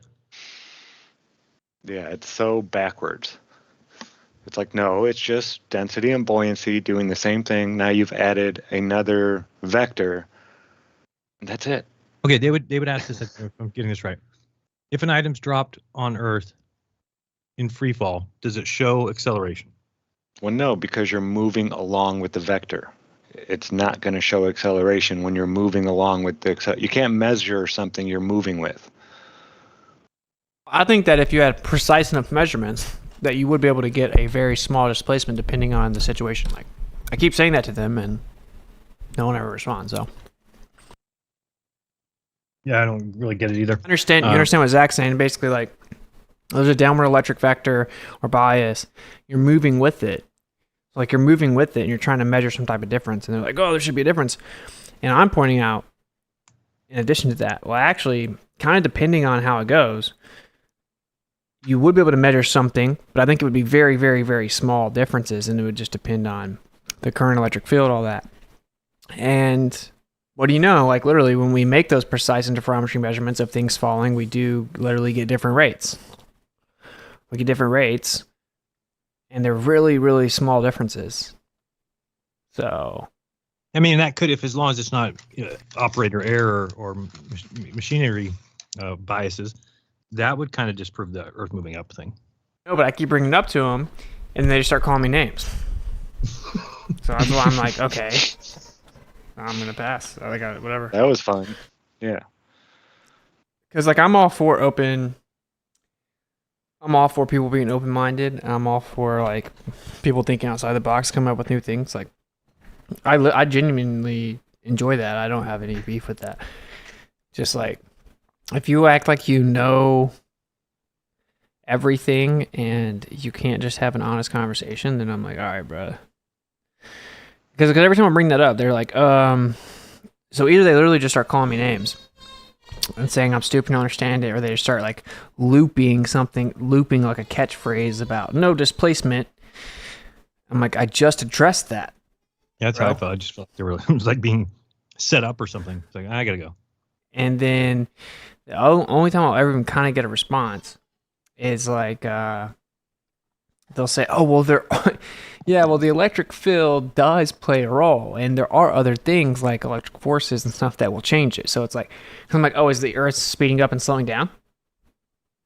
When I drop something over and over in the same exact place and I measure with interferometry and it falls at different rates, like, is the Earth slowing down? Speeding up and slowing down?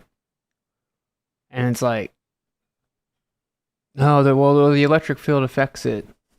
So the electric field affects the rate at which it falls. So when it slows down and speeds up, is there a displacement then? Because if the Earth is moving up at a constant rate, and then the object that's falling down is moving at different rates, there would be a measurable displacement then, right? In your own paradigm. Right? So if the object's falling at a specific rate, because the Earth is moving up at a specific rate, that denotes a constant movement. So it's like, you guys see what I'm saying? Like when the object falls at different rates, either A, you're going to say that the Earth is changing rates that it's moving up. Because they're saying the cause of things going down is that the Earth is moving up.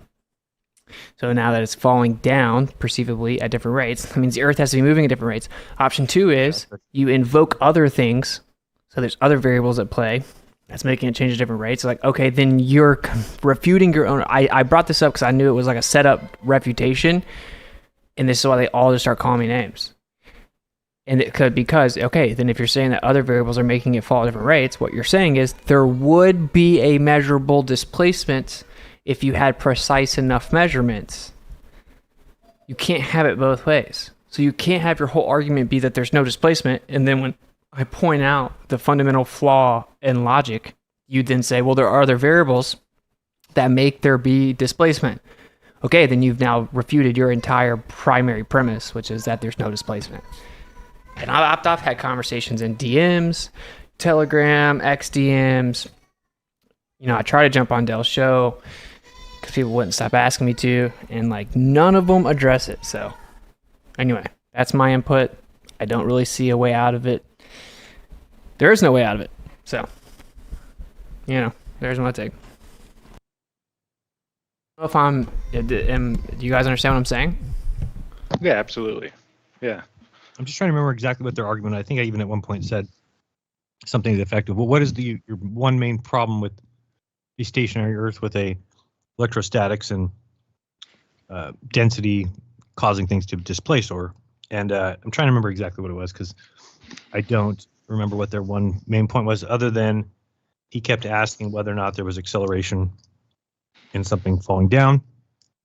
because he says That's there's his whole no- point. He's saying if there's acceleration, there would be displacement. Correct. That's their whole argument. That there is And no none of- acceleration because you can't measure it when things free fall. You can't measure acceleration, and that there's no displacement. Which if it was accelerating, there would be displacement. That's their whole thing. And then they'll show like a water bottle falling or whatever, and they're like, look at this like slowed down video. It doesn't look like the bubble moves.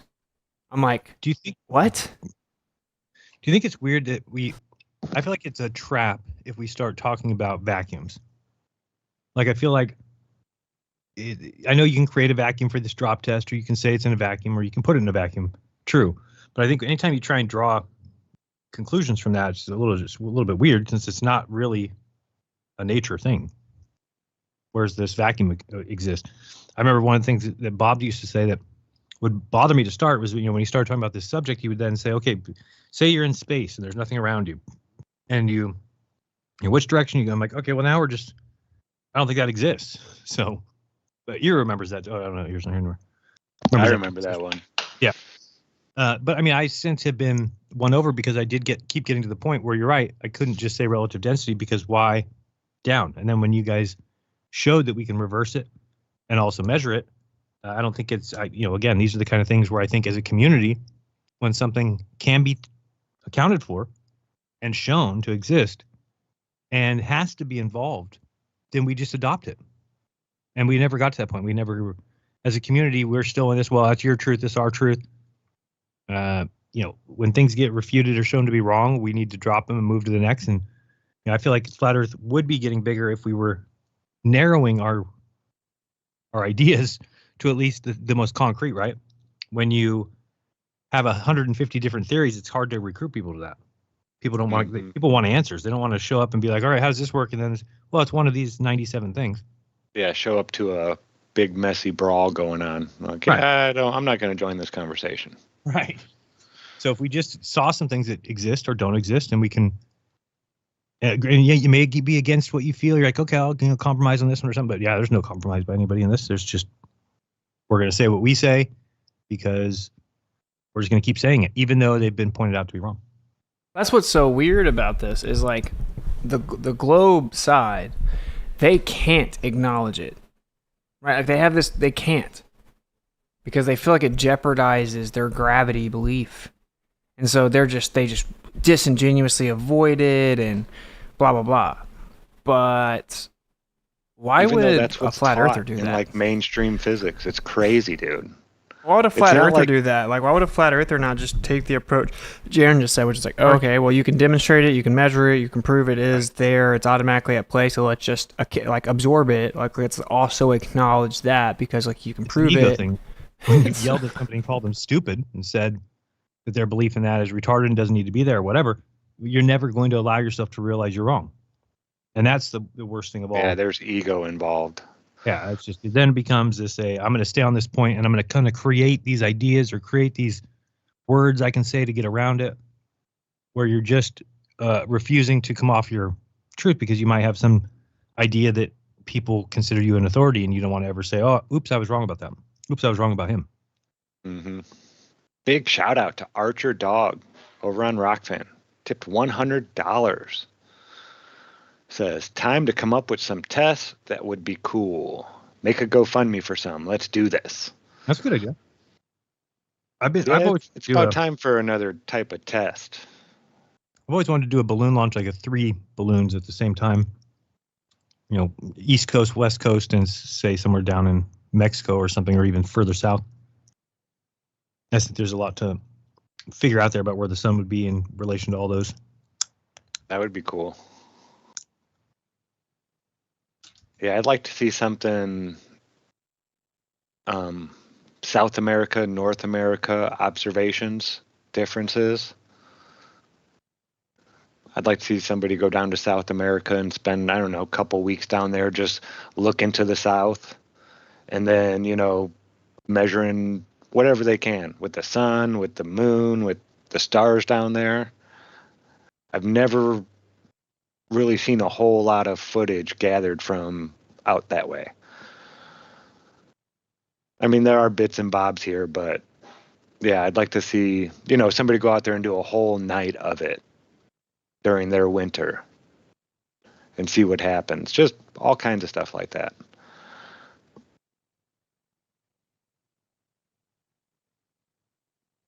Theo McWordy, $5 super chat. If you accelerate all parts of an object simultaneously, then there would be no differential motion within the elements of the system. Ergo, del is flawed.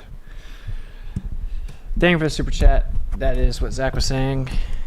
And I think we gave it so much time that it doesn't deserve. So.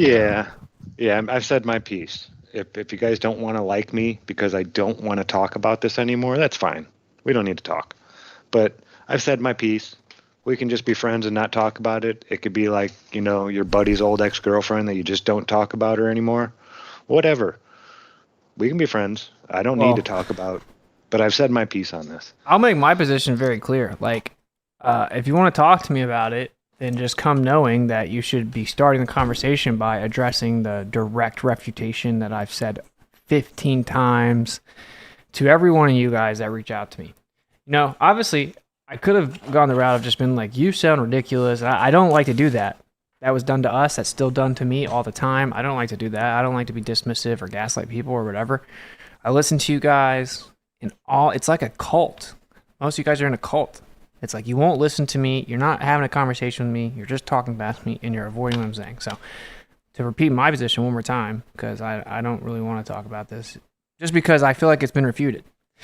So, objects dropped at the same place, the same object over and over, they fall at different rates. And even within vacuum chambers, right? Gravimeters are vacuum sealed chambers, whatever.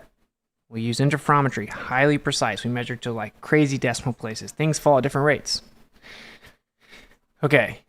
And like these measurements are well within a margin of error. We're talking about light lasers, bro. Lasers, calibrated lasers that intersect. Highly precise measurements. Okay. The objects fall at different rates. So option one is if you're saying the reason that objects fall is because the Earth is accelerating up, then you're saying in that scenario, option one is the Earth is changing the rate at which it's moving up, right? Because I think they say it's like constant motion, right? But either way, you're saying it's changing because obviously the object's speeding up and slowing down. So if it's caused by the Earth, that means the Earth has to be speeding up and slowing down. Also, drop the same object at different locations on the Earth, it falls at different rates. So it's like the Earth's like a bunch of little escalators. Like part of it's going up faster than the other parts or whatever. That's why when I bring those 2 points, very simple, obvious points, that should have been the first thing you thought about when you ever entertained this idea. Then they say, oh, well, there are other variables that are changing the rate at which it looks like it falls. Like, okay, so you're admitting then that if the Earth is moving up at a constant rate and objects are falling at different rates at the same location and the same object are falling at different rates at different locations, then there is going to be a measurable displacement, because if the Earth was moving up at a specific rate, causing a specific measurable quote-unquote downward acceleration, something that we're confusing for downward acceleration, but that number's changing. Now we're getting a displacement, a difference in the number that we are measuring, the rate we're measuring. So now, which you're forced to, with the first 2 points, you're forced to say, oh, well, like the electric field causes a change. You've now unknowingly refuted your first claim, which is that there is no displacement. There has to be if you're conceding that the electric field is causing the rate at which the things appear to move or fall to change. So when I say I need a rebuttal, humbly, there isn't one, okay? Because you're kind of trapped there. So, all right, that's my take. I don't know how else to say it, but. And people saying they want to see demonstrations, then go look at my channel. Okay? It's called research. You have to go look for it and find. I know a lot of it's hidden, but I told you, I did these experiments myself. They're on my channel. The link is in the description. Good times for all. There's a playlist. It's called Fun with Electricity. It's got all kinds of tests and examples of what we're talking about. Look, on a fundamental level, like when you have certain observations and you're trying to figure out exactly what causes them, it's never the most logical thing to do to jump all the way over to like, oh, well, everything must be an illusion, and the exact opposite of what we actually experience is happening, right? Like that's what the heliocentric model does. Like we see the sun move in and out throughout the year and gives the season, and we see the sun move in the sky. We're like, oh, clearly we're tilted at an angle, wobbling, moving around the sun that's not moving, making it look like that. No, no, we're not. So, okay, clearly when we drop things, we see them fall. So clearly what's happening is the entire Earth and the entire sky is all moving up together as a singular unit at a constant rate. No, things don't even fall at constant rates. Which I already don't believe with the globe. I'm not going to let them move the Earth around and say, oh, everything just sticks perfectly, stays, everything's clouds just stay where they're at.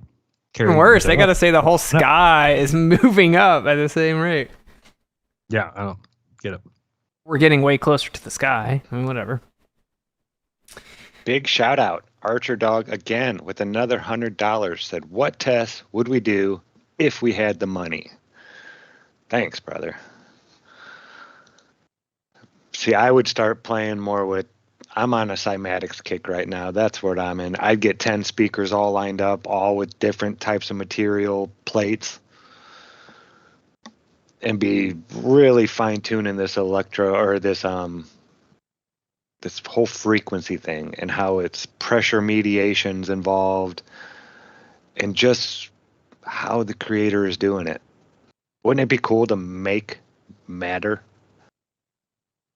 I think you would need pure ether to do it. Yeah, you would. So I don't think it's even possible to get there. But you'd also have to know how to throw that ether into a specific type of motion, like according to Tesla. Yeah, it's amazing, man. When you really think about the technical side of what's being done all around you at all times, it's really magical. And right now it is. It's magic to me. Vortex stuff was the answer. But how are you, like, if everything that we have access to with any type of device or technology or energy is already a displaced, like a disturbed version of the ether, how are you going to somehow get back into the, like, undisturbed state to then spin it? You see what I'm saying? Like, you couldn't take, like, electricity, which is like a disturbance of the ether, and then disturb the ether with it. You know what I mean? So, like, it's conceivably impossible, right? Because you'd have to be able to, like, revert into ether yourself and then somehow introduce motion to it. I don't know. I'm not saying it is impossible because, like, I don't know. You know, that's a very hard relationship to truly understand, but I don't know how you could do it. But yeah, I definitely am learning some stuff about frequencies that's not in the books. Like, I haven't seen anybody talk about it yet. I'm sure, you know, there's probably papers out there that talk about it that are, you know, real hard to find. But I think there's a lot here in this subject. I think everything has to do with this. Like, everything. It's like the first building block of everything that we know. Gyros and airplane thing that David's been pressing, yeah, but I think that might be taken care of. We wouldn't even want to have flat earther to have to try to come together for that. I think it might be taken care of. I'll say this one more thing on this topic, though, because I actually know what you're talking about and what's sparking this whole thing. And I just want to encourage people, like, look, man, the worst thing that you can do is be super aggressive and derogatory and divisive and, like, really, like, dig a hole that you can't get out of. Like, let's just say you're right. Maybe you're wrong, right? Like, for example, we watched FED do that. And, like, FED could never walk back their positions now. Never. Nothing ever could happen. No piece of evidence could ever occur or be presented to them because they've talked so insane about the other side, or they were so overly confident. And I'm just going to throw that out to everyone, right? Like, regardless of your position or whatever. 100% ego. Like, just stay away from that because it's a trap, and then you're going to feel trapped, and then you're going to have to start knowingly going down a road that you know is destructive, but you're, like, trapped. And, of course, I will give you the friendly reminder that technically you're not trapped. It sucks to have to, like, come eat crow, and a lot of people just won't do it. Like, I had to do that with the Trinity thing. I was super arrogant, I did this stream that was like super cocky about how I know, like, oh man, look, it's just obvious. It's right here. It's point blank. Da, da, da. And I had to come back and be like, bro, I was totally wrong. So you can do it. You can do it, but I'm just throwing it out there because I hate to see people do it, That's why I especially when always you ask like people. questions. It sucks. It sucks to watch someone do that to themselves. I know. That's why I just ask questions. Like most of my videos, the title is a question. Hey, does this do this? Does this do that? Could this be this way? I'm not making any definitive statements about things that I haven't tested and, proved to myself to be real. Like the people who say that the moonlight's cold, but they've done like one test. No, I tested it. It's cold. Yeah, exactly. Okay, well, let's not go too crazy right now. No, I tested it. It's cold. So, okay. Let's take our time. Yeah, it sucks. It sucks when you like someone and you watch them do that. You're like, bro, you're running off a cliff. Yeah, it's peculiar.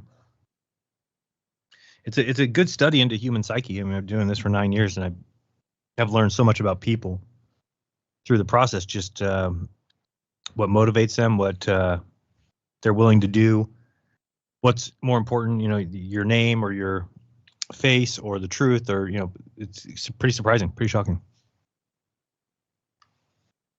You would think flat earthers would be a group statistically less likely to be like that, but sure, we had to go against what we thought was true and we had to change our mind, but none of us were running around like arguing against flat earth. Like almost none of us were doing that, like very rarely. And if anyone's able to do that and then turn into flat earth, almost all the time they were anonymous and no one knows it. So that's different than like, oh, well, I had to go against the grain and become a flat earther and change my mind based on what I currently believed. That's different than like being an anti-flat earther that attacks it for, years or repeatedly and vitriolically and call it so stupid, you shouldn't breed or whatever. And then to come out as a flat earther, it's almost impossible for most people, right? And there's a distinction there between those things. You see what I'm saying? Because I think a lot of people think like flat earthers will be like, oh, I changed my mind. But that's not what we're talking about. We're not talking about changing your mind. We're talking about publicly changing your mind. Yeah, once you've publicly dug a hole. It's like a doctor that pushed through the jab. Once you call somebody moron or something, just recognize what you're doing. So that person's going to dig their heels in, you're going to dig your heels in, and now you guys are both stuck. Because the other person has to admit, oh, you know what? I was actually the moron, not you. How often does that happen? One person that was great at that was Bob. Bob would admit, yep. Every show, if somebody proved him wrong, that was the first thing he wanted to bring up when the show started was, hey, last week I told you something that was incorrect. I was wrong. Here's how it actually works. Every time Bob would say stuff like that. That's how you're supposed to do it. It's really not that hard. See, what the ironic part is it actually builds credibility. It builds credibility because it shows that... I'm not sure that's worth much, to be honest with you. Well, I just think about it. I mean, it is personal to your personal, I'm sure, but I'm not sure from an audience perspective it really... Because I've just seen too many people get things so wrong and then nothing happens. So it's not quality over quantity. It's important. Like, see what I'm saying? Like, there's a group of people that truly, for example, like believe that if I found something out that I've been wrong about, I would come say it. And so, like, they're pretty loyal. I think that people feel that way about you. I don't think people feel that way about FED. You know what I mean? So, but yeah, obviously in this world we live in, it's like all fake. So. Yeah, that's true. I didn't think about that.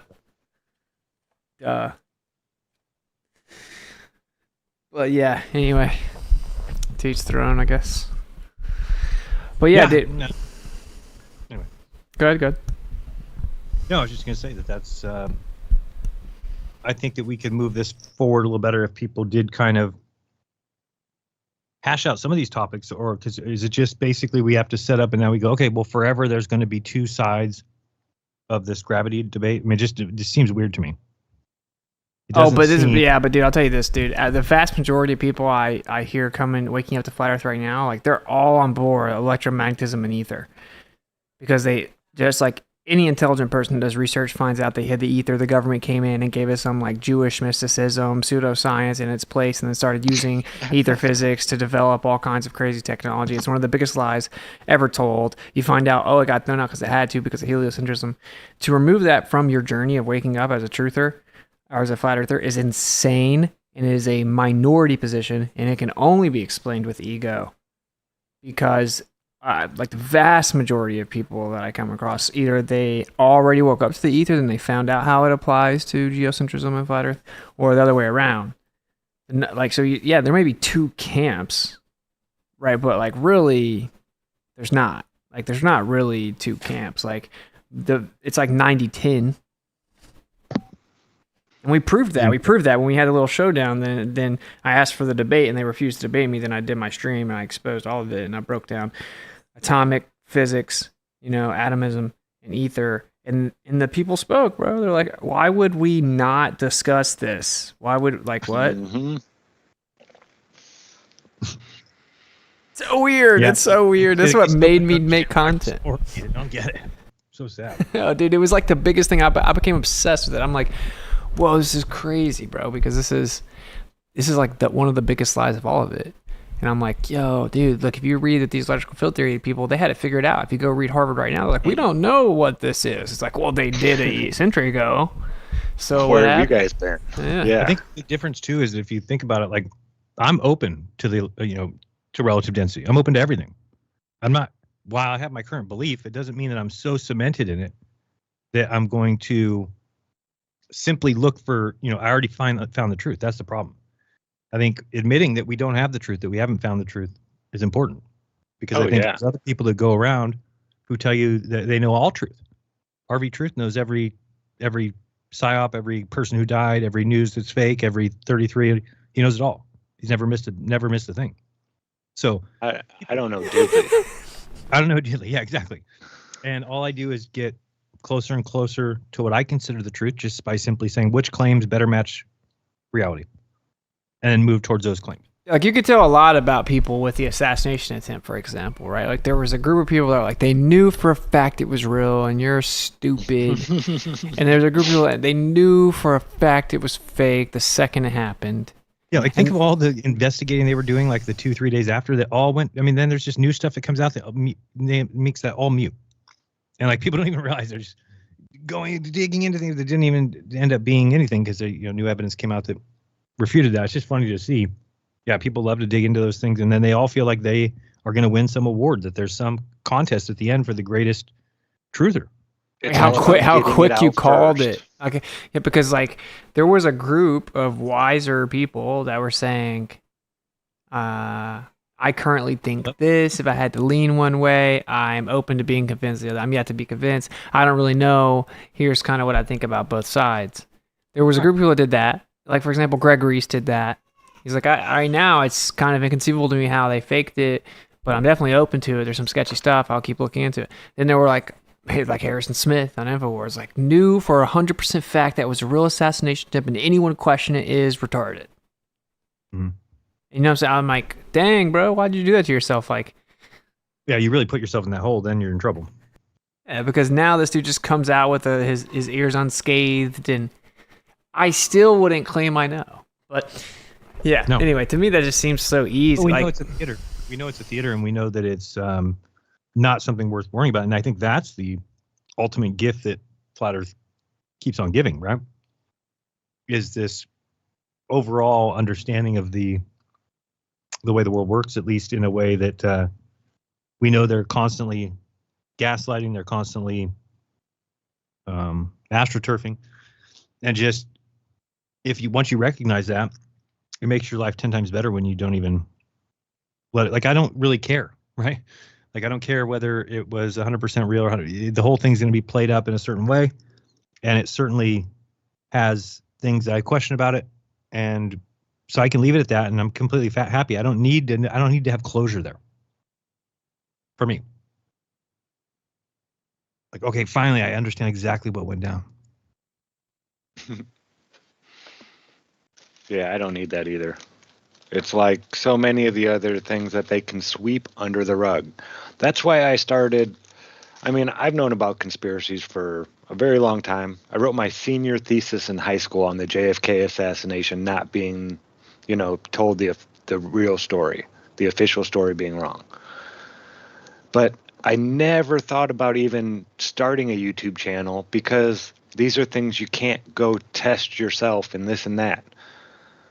I knew about them, but it's like, what do you do? How do you actually convince somebody about something that happened in the past that you can't go and ever see again?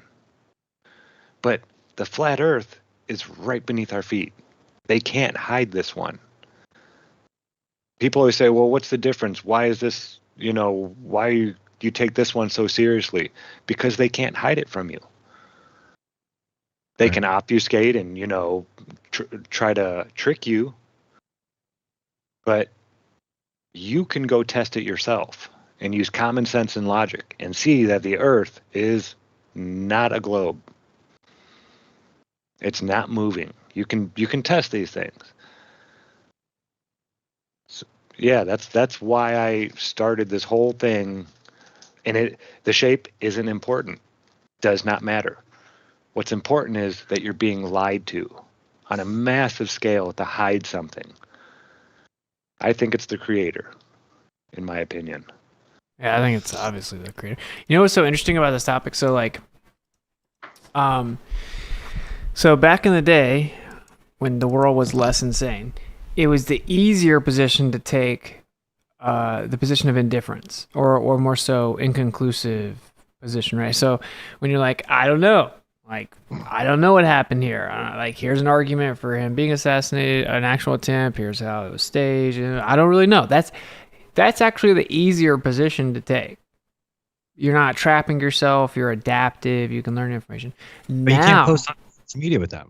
Dude. So now, the world is so backwards now that the easy position to take is not that. That's the most difficult position to take, because then you piss everyone off that has their own ingrained bias that's getting all their information from one of the other two sides. So it's like, you go to RV Truth, you want to know how he knew the second it happened it was fake.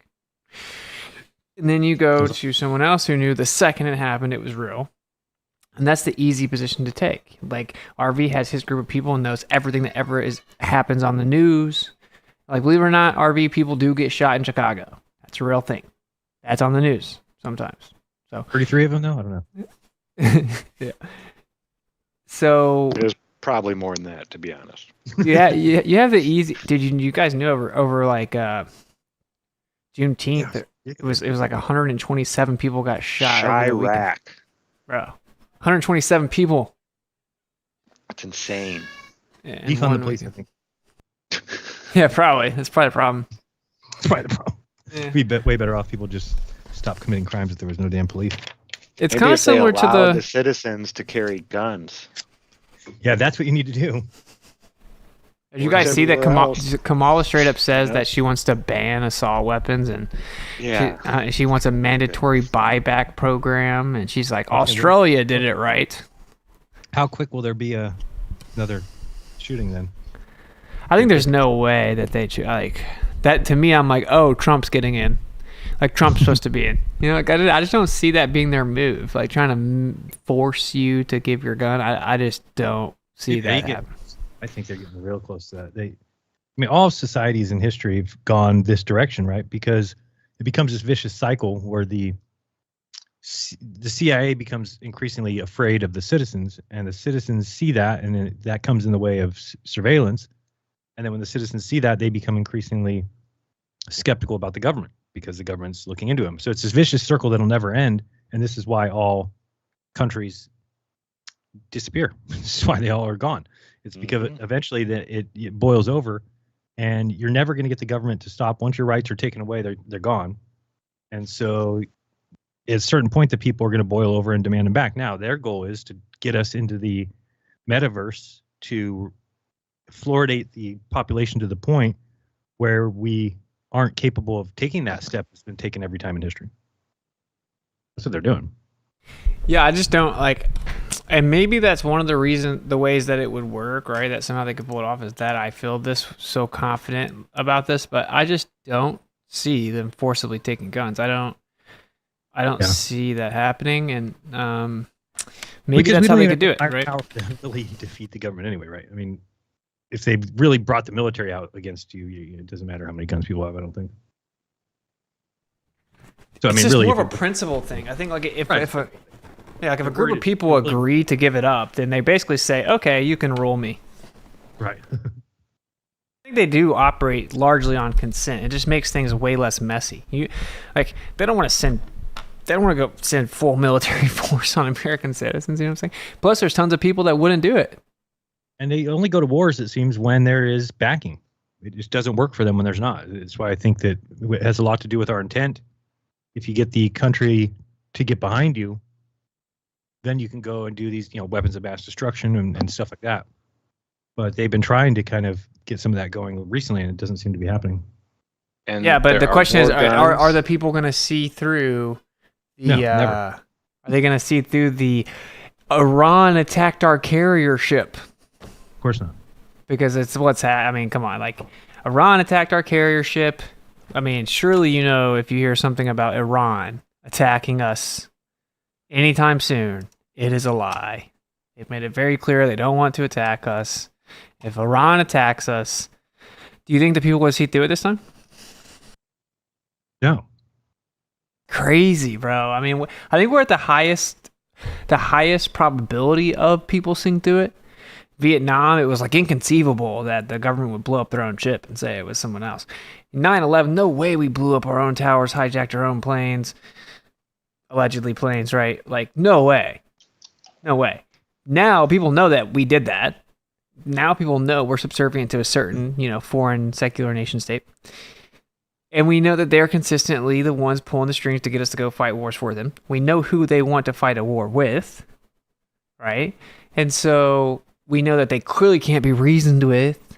It's like all this is common knowledge now.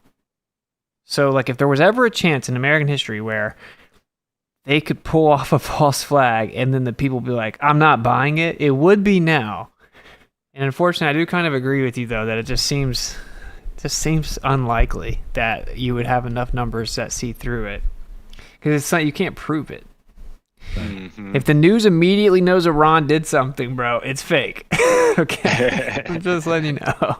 It's like the Pentagon, they won't tell you information that's in discovery from a case 20 years ago, but they're gonna be on the news within 5 minutes, telling you crucial intel about who attacked America.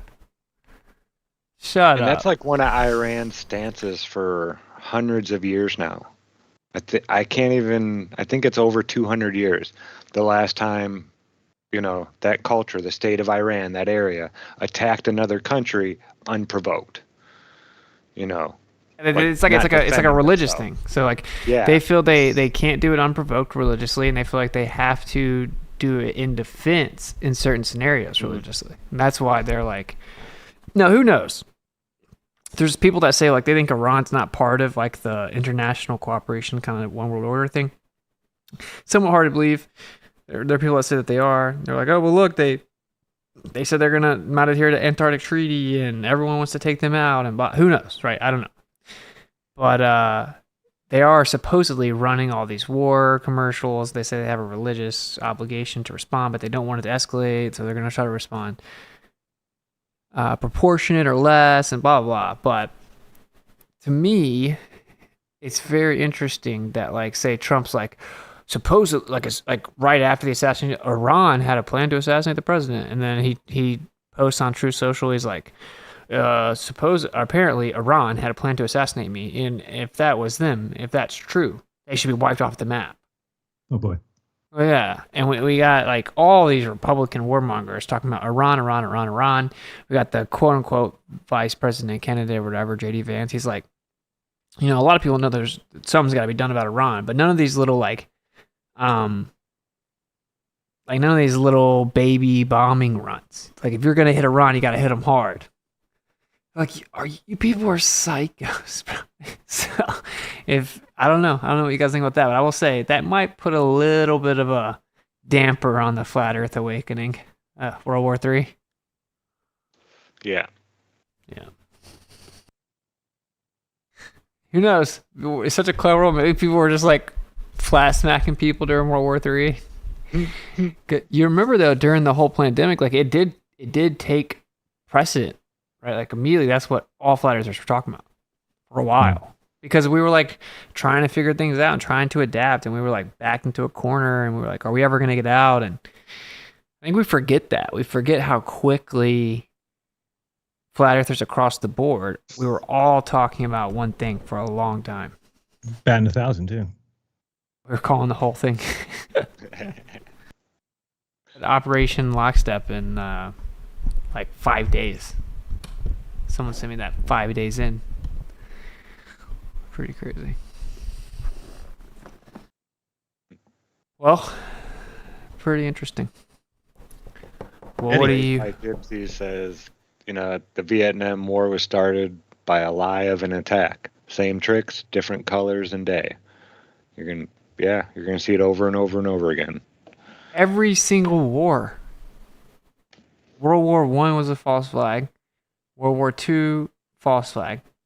Vietnam War, false flag. Desert Storm, false flag. 9/11, false flag. They're all false flags. You go French Revolution.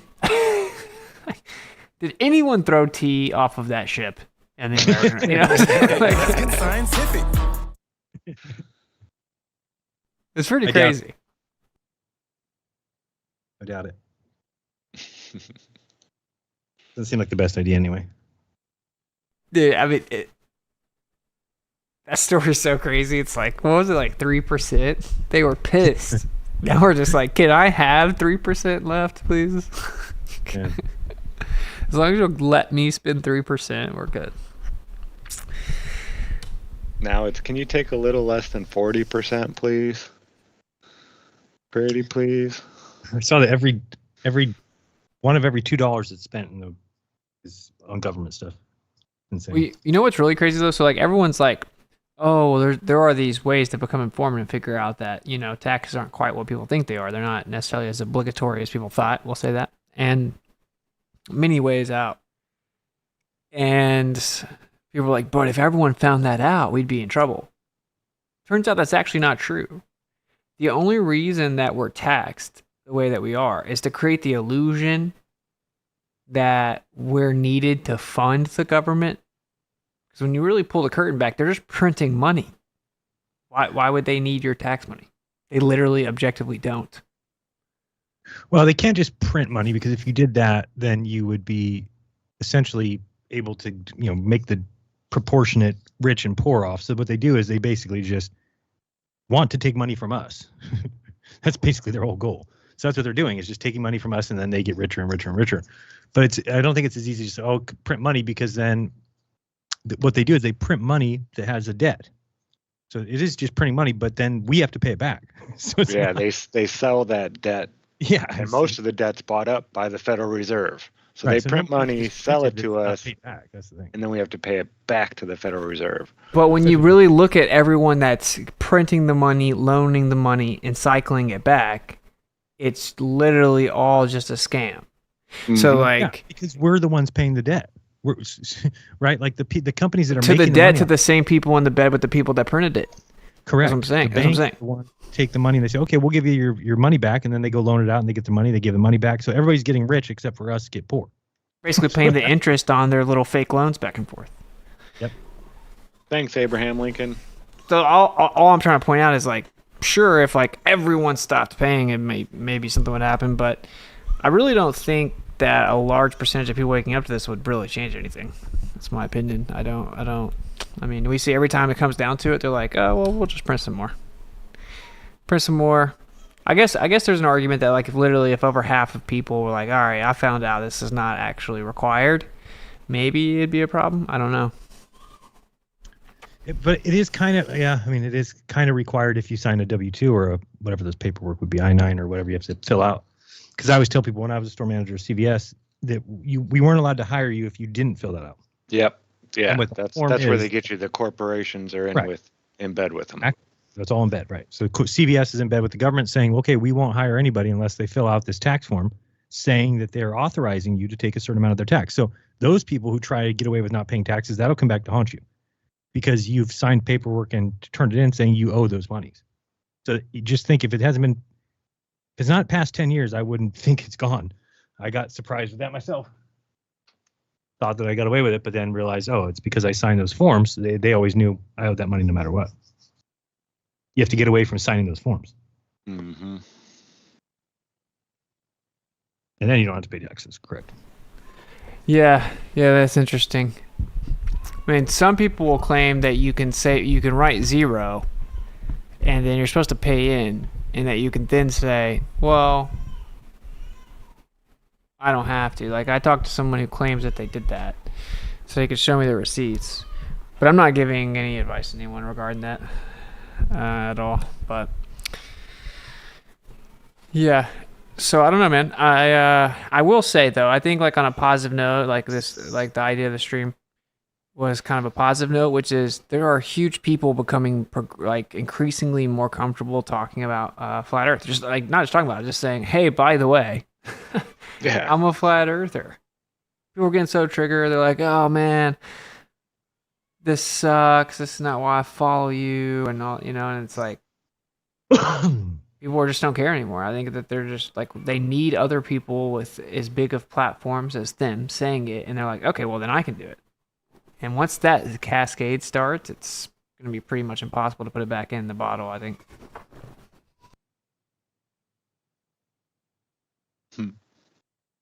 We'll be over here like, yeah, you don't say. ᴅᴘᴘ.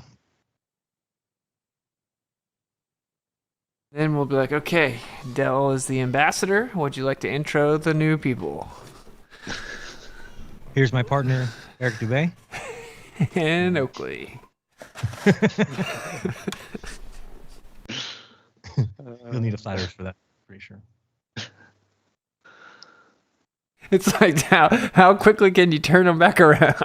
It's like, just scream at them for about an hour. 30. Oh man, 15 minutes will do it. I don't think in an hour. Hey, does anybody know who made the Bob's Wins website? No, Cammy asked, and he's emailed me. I have his email. Will you send it to me if you could? I have to find it, but yeah. Okay. Or if he's out there listening, can you hit me up either Jiren at Jirenism or on Telegram, t.me/Jirenism. Would appreciate it. And yeah. And yeah. So yeah, just let everybody know while they're still here. If you're looking for children's books that have nothing to do with sexuality or gender or any of that stuff, just search Zachary Zabala at Amazon. Or I'll drop Characters the link have in no chat genders. Here. Well, no, it doesn't talk about their gender at all. They do. They're little boys and little girls. Say, you know, if they don't have any gender, that's even worse. But it's not going to mention gender at all. No, I know, bro. At all, yeah. No teaching anything like that. It's all about going out and looking around and making observations. That's what it's all about. Gosh, you look online and you see some of these books, it's scary, man. Like, thank God you guys aren't going to be sending your children to public school to even have the opportunity to see some of the stuff that they're finding in public schools. I mean, it's nuts. But yeah, I don't want to get too much into that subject. That's a touchy one for me. That's crazy. It's crazy. I think a lot of people are kind of pushing back, though. Yeah, it's finally starting. People are done being nice about it and being like, no, now you're messing with our children. And that's where we draw our line. Well, cool. Oh, I'll drop a gravy bomb real quick before we get out of here. So, I know a lot of people talk about like Tartaria, and they're like, "Oh, we used to be way more advanced," and they took the knowledge from us and stuff like that. What I think, obviously, I have a specific worldview, but what I think is that you had the Nephilim and the fallen ones, or would be like giants that were advanced pre-flood, and almost everything that we see is pre-flood. And what it says, in the scriptures is that if there was a flood and it took out all of the beings that lived on the land, and it actually specifies that it was the beings that were on the land. Now, if it was just all beings, including the ocean, for example, why would you even specify that it was the land? So it doesn't say that things in the ocean were taken out, because there's this whole argument from a scriptural perspective. It's like, okay, well, how was there a second incursion? How were there still giants after the fact? What about Nimrod and all these other giant skeletons we found even in modern times in North America and stuff like that? The idea is that there were some type of entities that survived the flood. They went in the ocean, and that there are these crazy advanced civilizations and cities and technology in the ocean. That's like, for example, that's where the Antikythera mechanism was found. They're like, oh, it fell off a boat. Did it?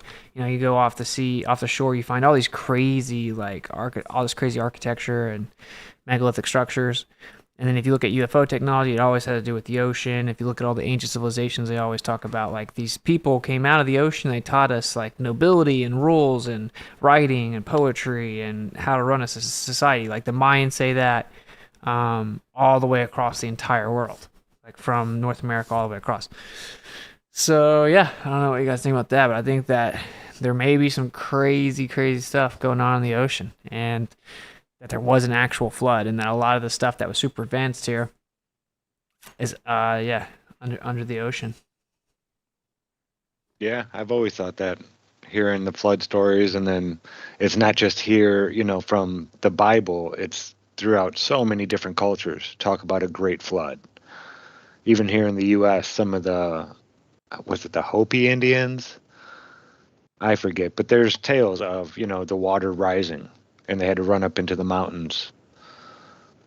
Yeah, I don't doubt it at all that it happened. Guys, think about the situation. I found shells out in the Arizona desert. Sorry, Austin. No, yeah. You're good. No, there was obviously a crazy flood. There's no doubt about that. Just fly over the West Coast. What do you guys think about, if things came out of the ocean, man? So, everyone's like, oh, it's space aliens. Oh, it's the outer ponders, as New Perspective would call them. What if they just come out of the ocean? They're like, bro, we've been here the whole time. They openly tell you that, that's the place we haven't explored at all. We know more about space than we do the ocean. There's been so many reports of craft coming out of the ocean, especially off the coast of San Diego area. And all this UFO activity is always, like Miami, it's right there off the coast, San Diego, all the way through South America. It's always around the ocean. Like they fly over the ocean, they dip off into the ocean. There's crazy lights seen flying super fast in the ocean. I just think it's crazy, right? We supposedly discover all kinds of new creatures constantly in the ocean, and we just admittedly don't know anything about it. And then some scuba diver will go down off the coast and be like, "Oh, look, a city's down here." Yeah, I think the advanced stuff got flooded that way, and then some of the stuff is still visible. But yeah, I don't know. Think about it. 80% of humans live within so many miles of the coast. That's a lot along the ocean. So a lot of this stuff would be gone. Have you heard of Kent Hovind's ice canopy theory? Yes. Mm-mm. Just always thought that was interessante. Yeah, it's a coping mechanism to deal with the firmament. Yeah. But the dinosaurs. Bro, it's coping so hard, bro. Anyway. Ice canopy theory, man. Easily. It's better than the crust theory. So. Oh boy. Anything worse than the crust theory. Dude, I saw him reply. Someone was like, "You can't be serious. That seems really disingenuous." And then he replied with an article that proposes the theory. That's all he has is one article. He said, "Read it and weep." I bet could and might and all kinds of words like that are riddled throughout that whole paper. Right. If this, doesn't fit. It's pretty wild. Scientific journals are a joke. It might as well be the National Enquirer. What is it? Over 98% of scientific journals have no scientific backing behind them at all. And they It's all all- lie about their results too. It's all lied. Mm-hmm. More and more are getting caught out all the time. Plagiarizing, using AI. It's a joke. It's a big money marketing scheme. That's all it is. Well, where's your peer-reviewed paper? Yeah, you didn't run that by Bill Gates. Your climate paper wasn't run by Bill Gates, so we're not gonna. No. Yeah. Yeah, I It's a could write joke. an incredibly precise and profound evidence-backed paper about the ether, and it would have a 0% chance of getting published. Mm-hmm. Remember, Zero. Austin, that paper we found that talked about that guy who built that working flat Earth model with this Japan World Yeah, Fair? yeah. We just never found anything about it. We couldn't find anything. Couldn't find it. They completely even eliminated it from the website that talks about that event, even though I found other documents saying it was there, and then on the main website they just got rid of it. So they probably burned it. What are you gonna do? And somebody literally wrote his PhD dissertation about it after looking at Yeah. it, and you can't find it. No. Insane. And his whole PhD dissertation is about how they were trying to hide it. Mhm. Like this is suspiciously hard to find, as if it's being removed and excluded. And Right. you know what I can find about it is it was basically excluded from the museum, and it had to be fought to ever even be introduced. And it's like, well, bro, it gets worse now. Even that's gone. Crazy. We brought up Einstein stuff too. I've got so many questions about Einstein. It just, he becomes a teacher and all these, but he doesn't even speak English. There's so many weird things about it. You're like, wait, what? He was teaching here, but I never heard him speak English. He has to be told what to say. I've heard him say "I agree" one time. That was the extent of his English. And he didn't look like he knew what he was talking about. He like read the English off of a paper about the atomic bomb, and then at the end said, "I agree." Guy's funny. Wearing dresses, wearing skirts, Jewish front marrying, guy. marrying his cousin, first and second cousin. Yeah. In 100 years, people are going to go back and watch Elon Musk videos and be like, these people thought this guy was smart. like the smartest. He said so many dumb things. I love the one that I forgot where to look at to make it look like looking at the camera. Yeah, that's my favorite too. The camera. It's so bad if he says something like AI is dangerous. I don't think people even realize how dangerous it could be. They're like, "Oh my gosh, that was profound, bro. Did you see?" Elon Musk calls into question our future with. Did you see what he tweeted to Newsom though? No. Because that California came out with this law where teachers can hide whether children are. Yeah. Oh, transition- that he's leaving. Yeah, and then Newsom wrote back something. Oh no, I'm sorry, it was a different one. It was when he shared the Kamala Harris deepfake or AI, and he put like, "This is great," and then Newsom told him, "Hey, take this down."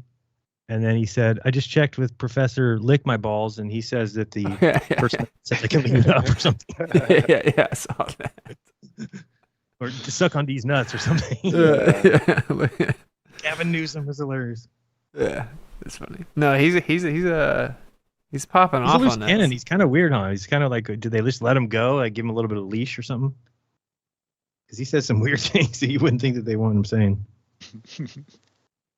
I don't know. Yeah, he's the majority of people are thinking the stuff he's saying. So Mhm. there's always that angle, right? Where it's like, just say the obvious. Because like people are so thirsty for someone with any type of like prominence to speak out that he's saying things like children shouldn't be able to self-mutilate and hide it from their parents. And we're like, oh my gosh, yeah, He's a genius. It's like, bro, where are we at? Cutting edge. Yeah, he's like, look, if you Google Donald Trump, Kamala Harris comes up. It's like, yeah, were we just discovering Google is incredibly corrupt? No, if Austin, you Google can we- space is fake, you come up. Can we have Olympic sports that are judged? I don't think so. Wait, what did you say? So can we have Olympic sports that are judged? I don't think so.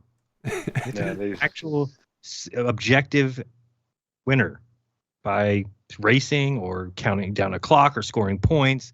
Anything but let's let these girls do somersaults and then give them numbers based on some whim or something. I've seen that Simone Biles girl who quit last time. Now this year she like does her little thing and almost falls down at the end, like the worst landing I've ever seen. And she gets the best score. It's like wait, That's what?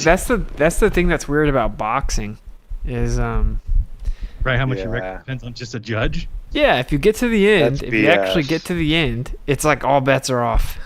Yeah. Right. It's like everyone in the many room will watch a bad UFC fight fights. and be like, "Bro, this dude dominated," and then there'll be one judge who says the score inverted, like he got dominated. Right. Yeah, So Can yeah. we see it from his angle? What was that guy seeing in that fight? Does it look different from sitting over there? Maybe. I don't know. Cause yeah. Cool thing about the content creator boxing matches is like the odds of it going like many rounds are incredibly low, even just for like endurance. So it's like the odds are someone's going down. Well, you know, Alex Stein lasted his entire rounds, but then he was like saying, like, what a difference a judge makes, because he won, but due to decision. But it's still like just one little judge's decision could have gone the other way, and he'd be hearing about this with life. 0-1. I didn't even watch that whole thing. I saw like a short little recap. It's just the same thing with everybody. They all get tired after 3 punches. Yeah. That's Well, what's I mean, dude, like any fight I've been in real life, you get tired fast, bro. God. People don't think about that. And then those gloves are they're not invisible. They have weight. So Yeah. you are moving. Yeah. your The arms. best boxers right now are the ones that barely throw any punches until about round 3 or 4. So that's what you're actually supposed. So the Yeah, like Mayweather. yeah, the difference is like in a street fight, like it's like Get it also the over wall with. from the second. Yeah, because you don't Yeah. you can't really afford to like. Boxing. Let me you should see what pace this yourself. guy's going to do. Yeah, exactly. But boxing, there's rules, you know. So yeah, it is a science almost. Well, as much as a sport can be a science, I love boxing. I think it's cool. Tyson's, isn't that soon? No, it got yeah. canceled. Well, no, Really? it got delayed. I thought.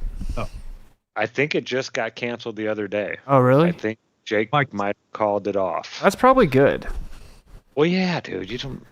You win, you lose, you lose, you lose. Yeah, because you're You either beating got up beat on a by dude that's like 70. 58-year-old, Yeah. Yeah, or you beat up some 58-year-old.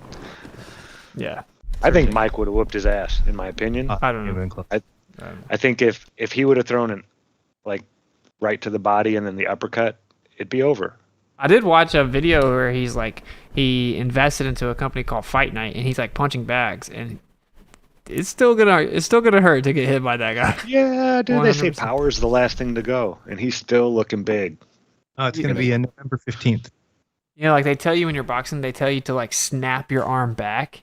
Mike Tyson was famous for like he didn't snap his arm back. Like he followed all the way punched through with through. every punch. Yeah. Yeah, like there was no such thing as a jab. Like he wasn't- just he tried wasn't to punching kill your you every head. He was punch. punching 2 feet behind your head. Yeah. Do you remember just got in the where you way. were when Tyson lost? I don't know why I remember where I was. I wonder if anybody else has a memory like that. No. Just weird. Exactly where I was when I found out Tyson lost to Buster Douglas, I believe. Yeah, I was watching it with my uncle. I was at my uncle because my uncle loved Mike Tyson. He'd never we even were- been like hurt. No, Tyson. no. Never even been punched, I don't think. He was not prepared for that fight at all. His corner wasn't prepared. His eye was all swollen. They had a rubber glove filled with water, not ice, just water in a rubber glove to try to put the swelling down on his eye. It was a joke. By the time Don King got a hold of him, he destroyed Mike, and everything changed about the guy once Cuss D'Amato died, his trainer, his What manager. really overshadowed that guy's career is that he bit someone's ear off. I know, it sucks. That's the And dude, most insane thing. I I've ever understand him heard. getting so mad, dude. The only way you could beat Mike is if you went in there and held him. You couldn't go toe to toe with him. He'd catch you once and it'd be over. So people learned, Lennox Lewis did it too. I'll go up there, throw a couple punches, and then grab him and hold on. And some refs don't let you do that. They were letting him do that to Mike, and he eventually got so mad he just latched out and bit him. Yeah, twice. Most people It's don't pretty. know I've it heard didn't. it's pretty insane. Like regardless of the context, like you bit someone's ear actually, like a dude. piece of his ear off. Imagine being in there and being like, okay, yeah, I'll keep fighting. He just bit me once, and I'm going to go back and start fighting with him again. And then I'm going to hold him. Yeah, I mean, the F around find out thing? Right. Evander Holyfield was effing around too much, and he found out. Well, cool. Do you guys, you want to wrap it up? Yeah. Yeah. All right. So yeah, I guess let's see what we got coming up this week. Zach, what you got coming up this week? We will be doing a GLOBEBUSTERS Tech this Thursday. You can find me over at Iron Realm Media Monday, Wednesday, and Friday mornings at 5 a.m. Yeah, we had an awesome GLOBEBUSTERS Tech. If you missed it, Thursday, Alan came on and just blew us out of the water with an awesome presentation on GPS and just destroyed relativity. It was great. If you want to go check that one out. It was a longer episode as well. I think we went for over 2.5 hours. But yeah, Alan, space audits, amazing. The stuff those guys are doing over there. But yeah, that's about it. Working on playing with these plates, learning some stuff.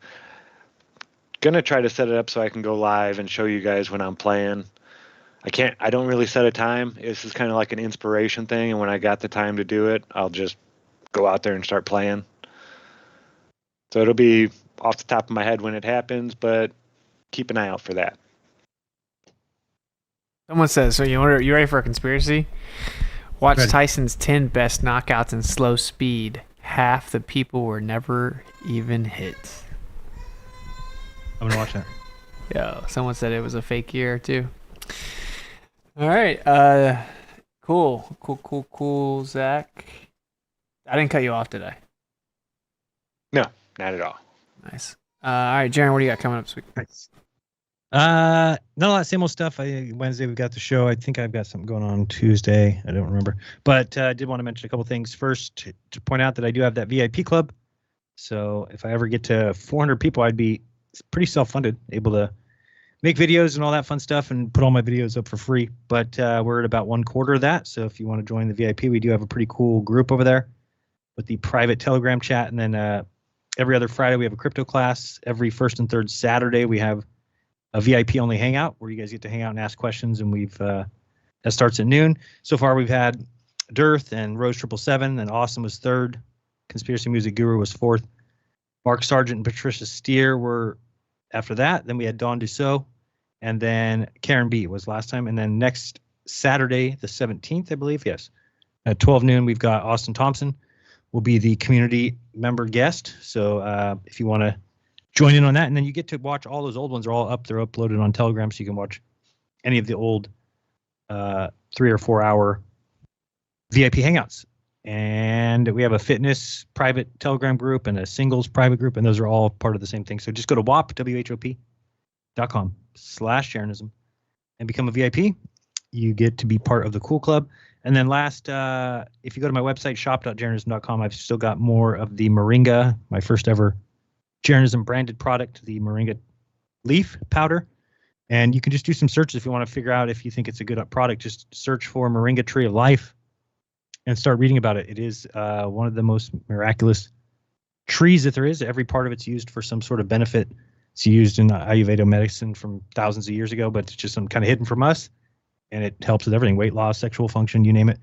Even been shown to reduce or cure cancer, things like that. You're not allowed to say that, though. FDA's only the pharmaceutical companies like Pfizer can cure things, not Moringa powder from a tree. That's ridiculous. Go to shop.jarenism.com, click the Moringa, and free shipping. So appreciate everyone who's already ordered that. And there is 2 people, so if you haven't had your order, please check your email. There's 2 people who didn't give us their address, and so I've been trying to email you, and I've got no response. So if you're waiting on yours, it might be you that I'm talking about. Check Nice. Very cool. How about you, Austin?